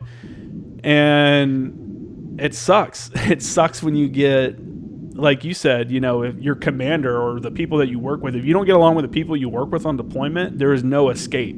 It's not like I can like get in the car and go for a drive and clear my head. Like the best thing you can do is maybe walk to the other side of the FOB and read a book or something, just get away from people. But yeah, that's super unfortunate. How big was your guys' FOB? Was it big or small? It was tiny. It was like a mile in diameter. Oh, I mean, that's still pretty big. Yeah. How many people were on it? Well, we had French people, and then so it was a French FOB, and so there were a lot of French people. They took up most of the FOB, and then we had like 150 Americans. That included contractors and the PRT and some other random people. There were like only like 10 of them. Yeah. And then there were some Afghan army people on the FOB as well. What was it like working with the French out there? What were they doing? It was their battle space, I guess. And so it was interesting because they had very different rules of engagement. Mm-hmm. They had different ways of like doing everything. All of our missions had to get run through the French. So sometimes we would want to do stuff and they would be like, nope, you can't do that. But also the French were easier to attack. And so the French took a lot of they would get shot at way more than we would. Yeah. We only got shot at like a handful of times. It was mainly all directed at the French. And even my counterpart went on this mission. They went to this, it was Alice, and it was like this dangerous mission. And the French were in the front of the convoy, and then the Americans, and then the French were behind us. And when they got in like the kill section, where it was like they were boxed in a valley, they were like shooting the French like crazy. And then the Americans in the convoy ran through, and they stopped shooting. Oh, really? And then the French came in, and they started shooting it again. So like my friend said she's like sitting there with the ammo because they're ready to get shot at, because you know the French are getting their butts kicked, and then once they got in, they didn't get shot at, so they couldn't shoot back because that's like the rules of engagement. So they just sat there waiting, and then once they had driven through, then they started shooting at the French behind them, and it was interesting how different their attitude was toward the Americans. We are so dumb. The fact that we can't, like, you're right. So the French rules of engagement are super strict, like real strict. So as a JTAC, if I got a French aircraft that came in for support, they would only drop bombs in defense. And it would basically I would have to be troops in contact is what it was called, but I would basically have to be pinned down and unable to maneuver, like basically getting ready to get killed before they would actually drop a bomb or any kind of ordnance off a French aircraft. So, And then the Brits that we had a Brit battle space right next to ours. They would have similar issues with their rules of engagement where it was a lot of defensive, like, hey, they have to actually be firing at us for us to do something. And it got to the point, like, we had a road that went between us and the Brit battle space, and if they saw an IED in placer, they would just call us because they couldn't really do anything about it. They would call us, and then we would, smoke the dude with, like, a HIMARS or something like that. But It's the rules of engagement are weird, and to say that like you guys couldn't fire back because you weren't actively being fired at, like, fuck that, man. If I saw a dude with a gun, I'd be like, no way, dude, I'm taking him out. Like, I wasn't there, so I don't really know like if they couldn't see where they were or what was going on, but even when we were in training in Afghanistan or in Indiana, the rules of engagement changed about like warning shots and like how you couldn't do warning shots. And like, so the specialist who was in the truck did a warning shot on the exercise and he got like ripped a new one, but no one had ever told him that like that the rules of engagement had changed. And then they like made this big deal about it, and like he just didn't know. And it's like, now he knows. And I was like the officer, and I was like, and the colonel's like yelling at him, and I'm like, he just didn't know. Like, he did what he was supposed to do, and then you change the rules, and no one told him, and it's not his fault. But it was just kind of crazy. Yeah, the rules of engagement it's a weird. I don't know. It's always a weird game you're playing. We had a kid. I say kid, you know, he's probably 19. I don't remember. He, with 3.6, 2011 Marja, they were out on a foot patrol and they saw a dude emplacing an ID. Somehow, got to be the worst terrorist ever, because it's normally hard to run into him or to see people actually emplacing something. But they run into him on foot, and the guy, like, I guess, looks up like surprised as he's like emplacing the ID and sees this Marine patrol and takes off running. And I think the point man on the patrol, you know, shot him and killed him as he was running away. And then it became this thing like, hey, is he going to get investigated because he was running away and blah, blah, blah. And I'm sitting here like, are you fucking kidding me? Like, what? And then the 3 Alpha, the assistant OPSO,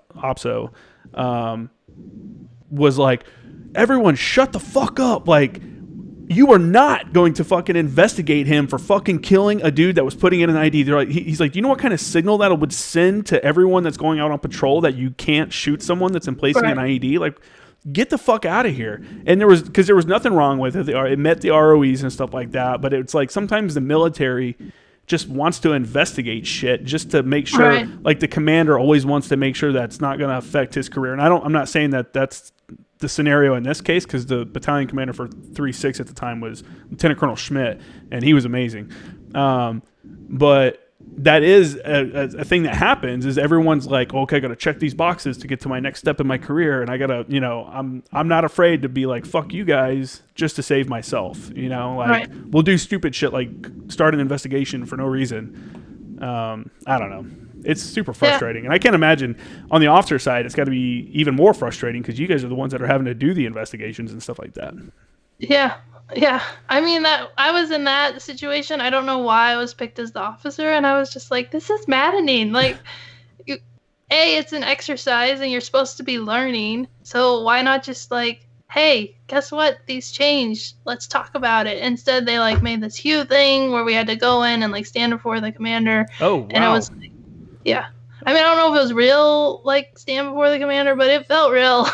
And, like, I was just like, I don't understand what's going on. And so, yeah. Yeah. I mean, yeah, it's on the training cadre to make sure that the people understand the rules of engagement. Right. And that's something that I think the Marines do a pretty good job of. Hey, look, here's I don't know, when we go out and do training, at least my team and stuff, it was, here's the specific like situation. Here's your situation. Here's what's going on. And as long as you act within that scenario that we're placing, then we never really had too many issues. If you fuck something up, though, you're definitely going to get corrected, and the Marine Corps probably corrects people in a I don't know, harsher way than some other branches. Yeah. But it becomes like, I always told my guys, like, hey, when you get a new dude, you know, he doesn't know what he doesn't know. That's the thing. Like, we forget. You've been in the military for 2 years or 5 years or whatever. You forget what it's like to be the new guy, and you don't know anything. So I'm like, correct someone. And, you know, I'm not saying scream at them or do anything like that, but if they continue to fuck up, then it's like, hey, man, then it's an issue. But you don't know what you don't know, and not being told something and then getting in trouble for it, I mean, that's very military-like. It's awesome. Yeah. The good thing about the military is if you have a bad leader, either you or them are going to, like, leave within 3 years. Unlike a civilian job where you go to work there, You may work under the same people for like your entire career, if you stay at one company for the entire time, because that's, which would suck. But that's the only good thing, is that you're constantly rotating, but you also lose, your good commanders as well. Yeah, our new commander who came in during the deployment, he was a good leader. And I mean, at the time it was really frustrating because we were just like, we just want to go home. We've learned how to deal with this guy. We'll just make it work. And then they bring in this new guy who's like all excited, and we're just like, we just want to go home. Yeah. But in the end, like looking back, he did do a lot of good things, and he was a good person to have. And I'm glad that he came in and helped. That's got to be a tough situation, coming in to replace somebody in a combat zone as a leader. Like, you didn't do the workup with them. You don't really know what their mission's been so far. Like, in reality, you probably got a brief on it, but the reality's a lot of times different than, what's being briefed. But yeah, that's got to be tough. We had when I was there in 2013 on my advisor team, I was the Afghan Army advisor. We had a police advisor team as well, and their commander got relieved during the deployment. I don't know why. I don't think he was being aggressive enough or something, is what they were saying. There was something about him that they just didn't trust his level of competence to continue with the mission, so they got a replacement as well. And I was like, man, that's got to be one, tough for the dude coming in, and two, weird for the team to have this new person that hasn't been here. You were in country for 6 months at that point, so there's a lot of shit that's happened in 6 months that this person has no idea. And so they're kind of making decisions in a vacuum, which sucks until they get their feet on the ground and they actually kind of feel out what's happening on the ground. But hopefully, and you can say if he did or not, hopefully in that kind of situation, that's when they should lean more on their junior officers that have been there and been doing stuff, and kind of get them up to speed of what the reality is on the ground. Yeah, he did. What kind of advice would you give to somebody that is, well, first, what would you like enlisted people to know? Because enlisted people always complain about officers. That's like one of our favorite things to do, is to bitch about how good the officers have it. What would be something that you would like for the enlisted people out there to know from an officer's perspective? I think we do have it good. So, I'm not going to say, oh no, our life is so hard. But I think most officers really care about the people that are under them, and that they're trying to make decisions based on the information they know. And one of the hard things about being a junior officer is sometimes you have to tell your enlisted troop that they have to go do the thing, whatever it is. They probably don't want to do it either, and they probably don't know why, and they just are the ones carrying out the order. And so I feel like sometimes people want to know, even I wanted to know, why do we have to do this dumb military thing? And just because I'm an officer doesn't mean that I know why. I just know that I have to go and tell my airmen that we have to go do whatever it is that we have to do. And so I think when we can tell you what it is or why we're doing it, we will. But it's sometimes we don't know, and sometimes it is a need to know type of thing or you don't have the time. You have to go do whatever thing is, and afterwards, if we can tell you. But we don't just run around going oh, we're gonna try and make our enlisted troops' lives miserable. Yeah, it's usually it's usually I don't want to mandatory fun. I hated mandatory fun because it would be something that I actually wanted to go to, and then they would be everybody has to go to this event, and I'm well, I don't want to go anymore. It was nice when I had the option, but now everybody has to go. And so I think that especially the junior enlisted or junior officers, because I never made it past captain, we often are we're very similar to the young enlisted troop. We're learning as we go, and we're just trying to make the best of it and take care of our people best we can. Yeah. No, I would say for the most part that's the case. And then you have your 10%, Yeah, that's true. And then you have your 10%. Damn it. And the senior NCOs are the lieutenant's lifeboat. That's how I got through it, was with all the senior NCOs being the favorite thing, hey, LT. And they're oh, I better listen to what they have to say. It's got to be tough for a junior officer that gets a shitty senior NCO as their mentor, because that obviously happens. And enlisted guys see it too. Like we'll see some of our senior staff NCOs, like we see that they're the problem. They're the one inserting friction into our lives more than necessary a lot of times. For officers, like they do normally have a better life. They live a better life. But they do also have the threat of like basically having their career ruined at any time, and they don't even have to be, in the same area that whatever happened that ruined their career happened. It just could be someone under their command messed up, so now they're in trouble because they should have trained them better. And and for some causes that's correct, and for some it's like that sucks, just wrong place, wrong time. Yeah, we had I remember when I was I might have been a corporal or something. I don't remember. I saw it on the news. There was a Marine Infantry Battalion training in 29 Palms, and a Marine, I want to say he shot at Mark 19, the grenade launcher, the automatic grenade launcher, and killed another Marine. Like it was supposed to be unloaded. They had gone through and they had said they were all unloaded, but that one apparently had not been cleared.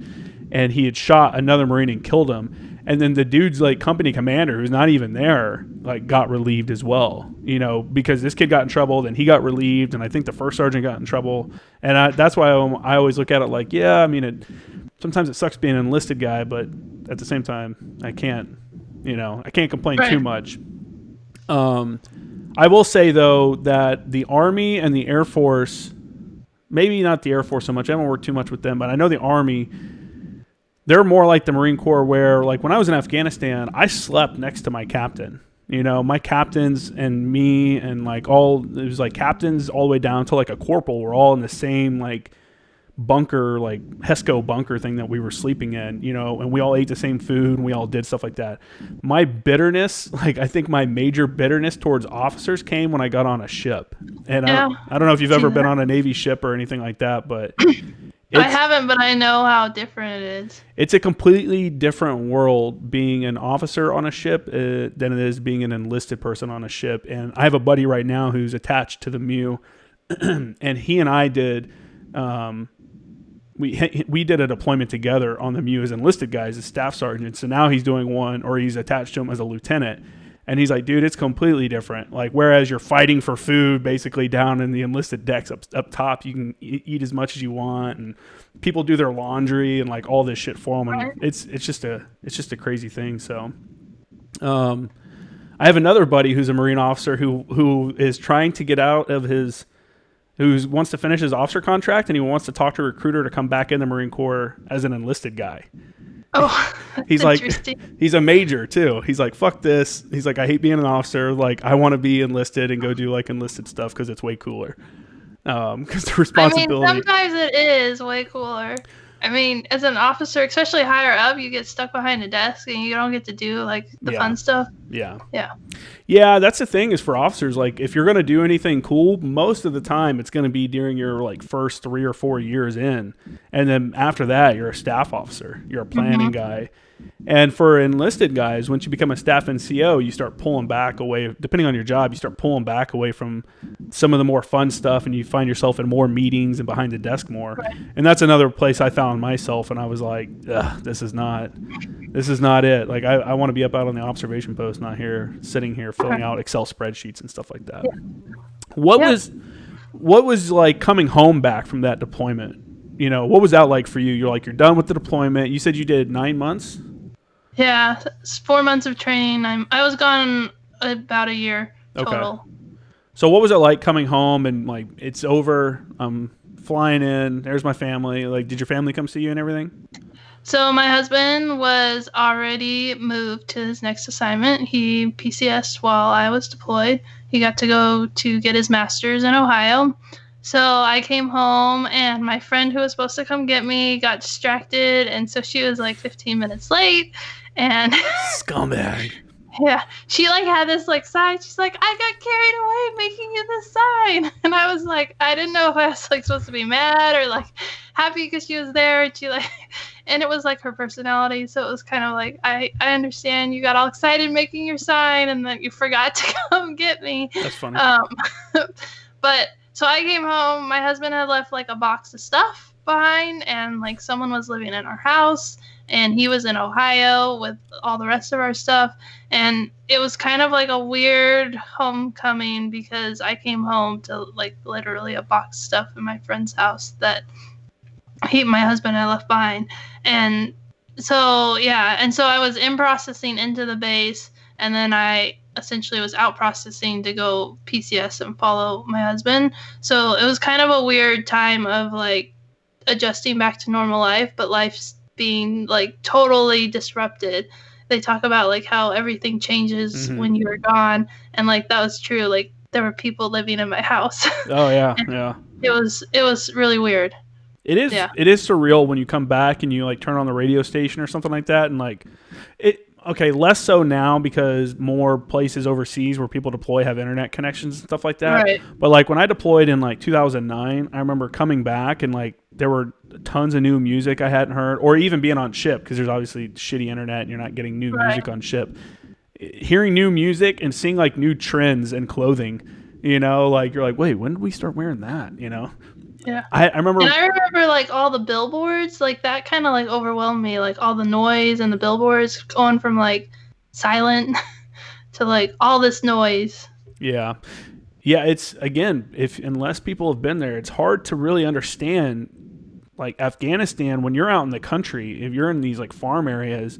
At nighttime, it is dark because there's no city lights. There's no house lights. There's no street lights. You know, it's cooking fires and stuff like that. And the fobs are usually blackout fobs, so there's no light on the fobs. Yeah, there's no light on the fobs, and the only noise you really hear is the generators running all the equipment. So you get used to that dirt and diesel smell. You know, as you walk around the fob and. Coming back, man. What a weird coming back, and it's tough when you come back because people don't get it. Right. You know, you just did 9 months, especially you came back and PCS'd, you know, so you didn't even get to like come back and kind of decompress with your buddies and like talk about stuff like, oh yeah, remember we did this, we did that. So that's super unfortunate that. You know, you moved that quickly, and maybe you kept in touch with them, and you were able to talk about them. Well, I was an individual augmentee, so even though I went back to the base, like I'm still friends with the girl that I deployed with and 2 other people. There's 4 of us, and we still talk to this day, and we stayed connected. But that was like the only real connection point that I had because. All the Air Force people came from different bases, and we all just kind of like dispersed, and then the Army people went back to where they were, and so it wasn't like a unit coming back. So even if I had stayed, it wasn't like that would have made it that I could talk to people because we were all over the country. Yeah, I never did a deployment as an individual augment. But I did come back from, and I guess that's a common theme probably from my advisor deployment. And I was the only person on the deployment from 10th Marines because I was the JTAC for the team, and I was the only one. So everyone else, they all went to their other units, and then I had orders before I got home. So I was home for a couple months, like 3 months, and then I moved to California from North Carolina. So, yeah, you don't really... I don't know.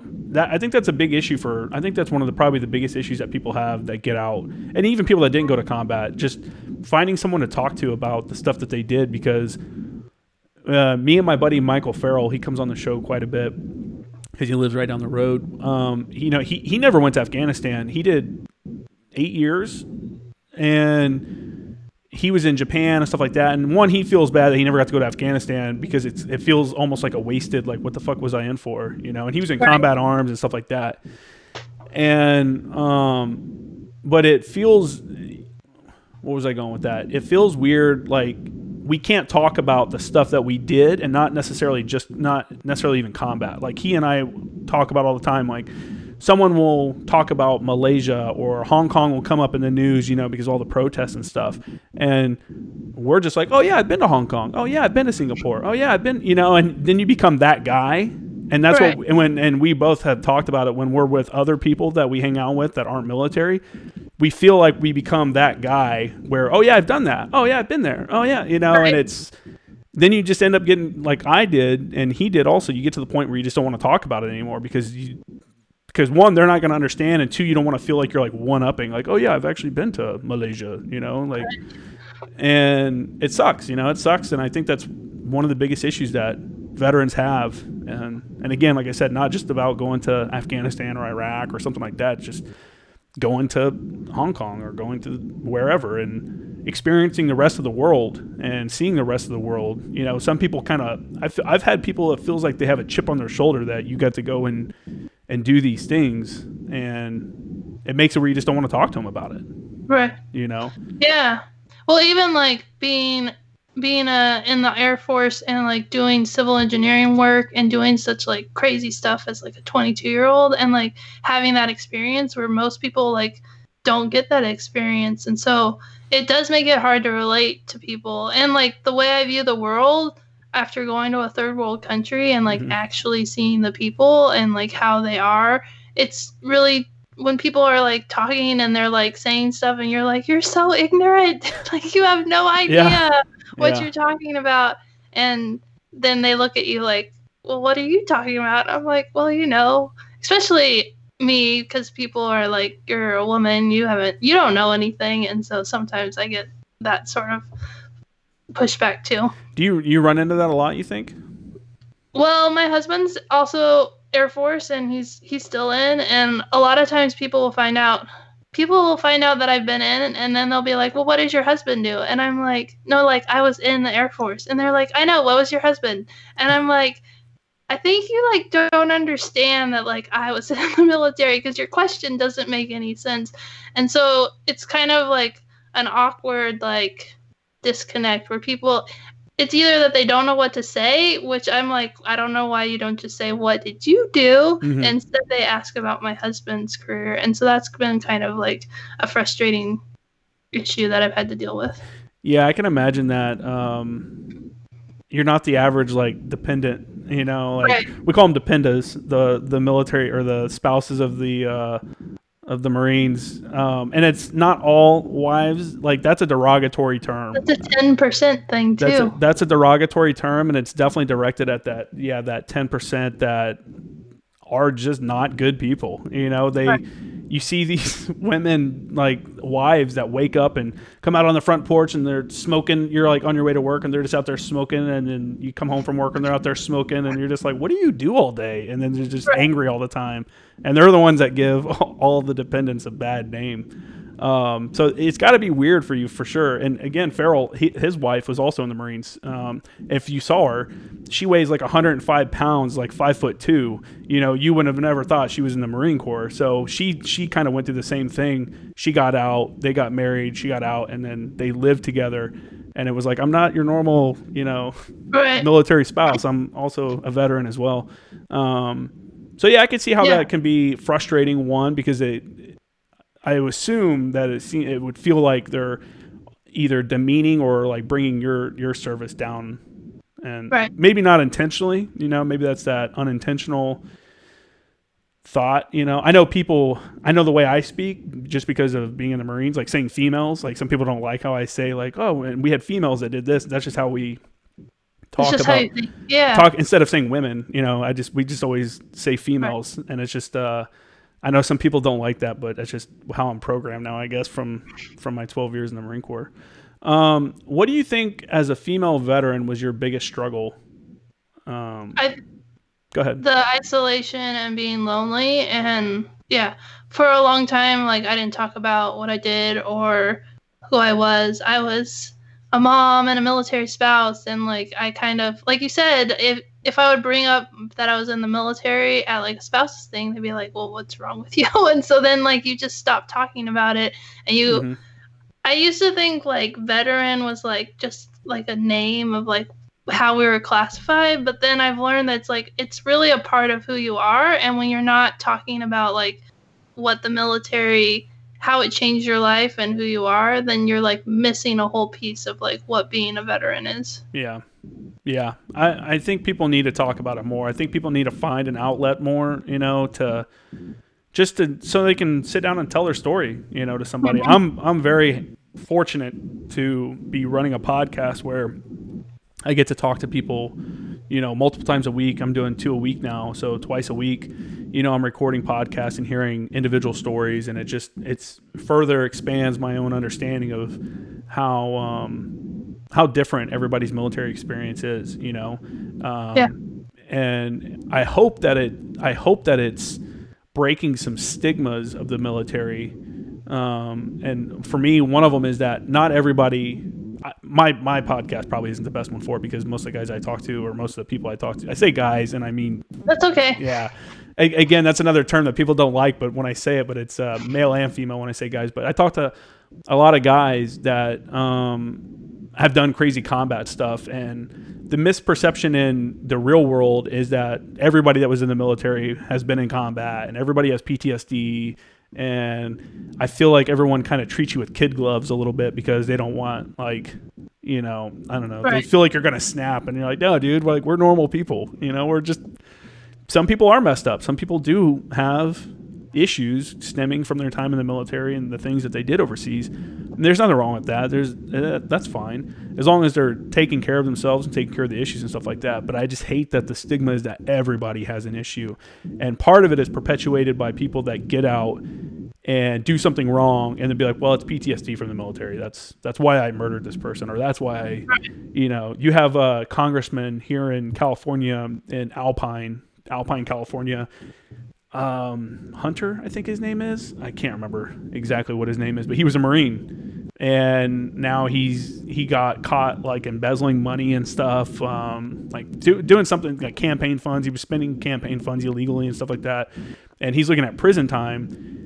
And of course, he goes to court, and it's like, well, it's because you know, my deployments to Iraq and Afghanistan, and and it's like, dude, shut the fuck up, man. Like, you're a U.S. congressman. Like, you're not some kid that. I mean, that's not an excuse. That's not an excuse for stuff like that. And people saying stuff like that, people doing that, just further, you know, puts that stigma out on everybody. And, you know, again, some people are messed up. Some people do need mental health, like, services, you know, to help them out and stuff like that. But it's just not everybody. But yeah, I don't know. How has your, like, understanding, or how has it been for you to run a podcast featuring female veterans? Like, do you feel like that's helped you a lot, you know, with your transition out?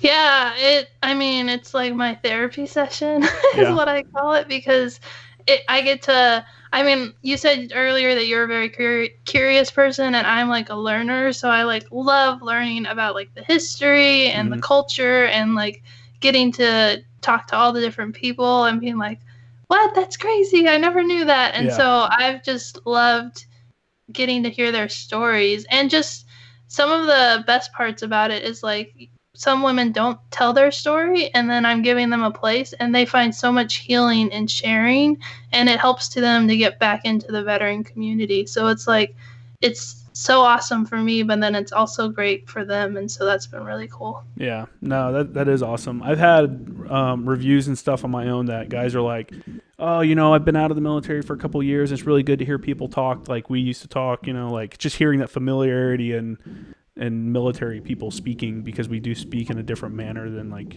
your normal person, right? You know, just because of all the acronyms, and we're all indoctrinated into the system. Yes. So yeah. And I'd like to touch on, before I let you go, I'd like to touch on also how you said how your outlook on the world changed because of, you know, seeing life, how life is lived in a third world country. And again, they don't understand. And I wish people would travel more and see some, and not like travel to go gawk at, like, people that are in unfortunate situations, but at least see the world and see that how good we actually have it in the United States and stuff like that. Not only did I go to, you know, I did Afghanistan twice, and I saw obviously the poverty and just the way of living, the agrarian society, you know, like I said before, like, it feels like they're like 100 years behind us on everything. But I was also on my MU deployments, where the Marine Expeditionary Unit, where we'd go out on ship. We went into Africa, and seeing, like, in Djibouti, outside of Djibouti, seeing, like, a Ethiopian refugee camp, you know, like this massive, like, UN refugee camp. And it's just like, man, it's hard for people. It's hard to imagine if you haven't seen it in person. And a lot of times the people seem like they're getting along okay. You know what I'm saying? Like, there's obviously a lot of sadness and stuff like that, but the ability for people to push through that that really shitty situation that they're in and just continue living, is pretty wild. And I wish more people in the United States saw that and were aware of it and would understand the resiliency of humans, and that life isn't that bad. So what's a big contrast that you saw working in a third world country compared to the United States? Like, what was something that really surprised you? I think the generosity of the Afghan people, and how like when we would go and meet with them and they had like nothing, and they would still be like, do you want to eat? Do you want to eat with us? And like, you felt bad because like they don't have anything, but they're still willing to like to take you in and like give you a meal, and like it's not a crappy meal, it's like good meal. And just, I think like how they can have like practically nothing and they're still giving away. And I think a lot of times as Americans, we get very like American focused and self-focused. And so like, even the way I give to charities, I used to give to a lot of American organizations, and now I'm like very big in like micro lending and helping sponsoring kids overseas, because I know like what their life is like, and I want to make a change for the better and to help them and give them that opportunity. And so I think that's like the biggest thing, just seeing like their generosity and like how they want a better life, but they really don't have the means at all to get there unless they get some sort of help.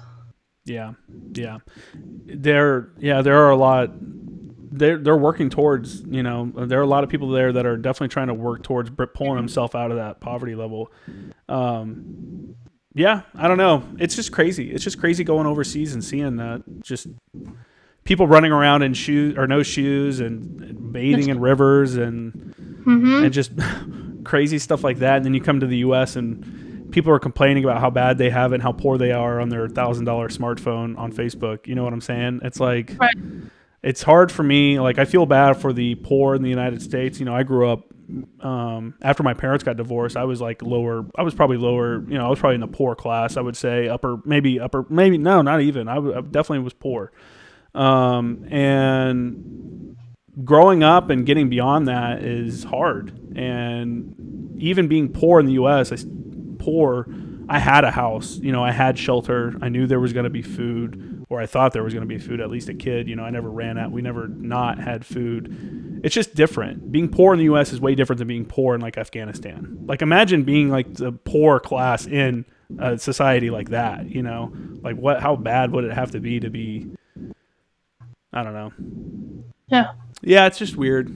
I know I'm rambling on about it. It's just, it's just one of those things. I wish people could see how good they have it. There's a comedian that just released a video on Netflix, a Chinese guy, and he does a stand-up thing, and he talks about the U.S. I think it's like Chinaman destroys the United States, or Asian comic destroys the United States, or something like that, and it's hilarious.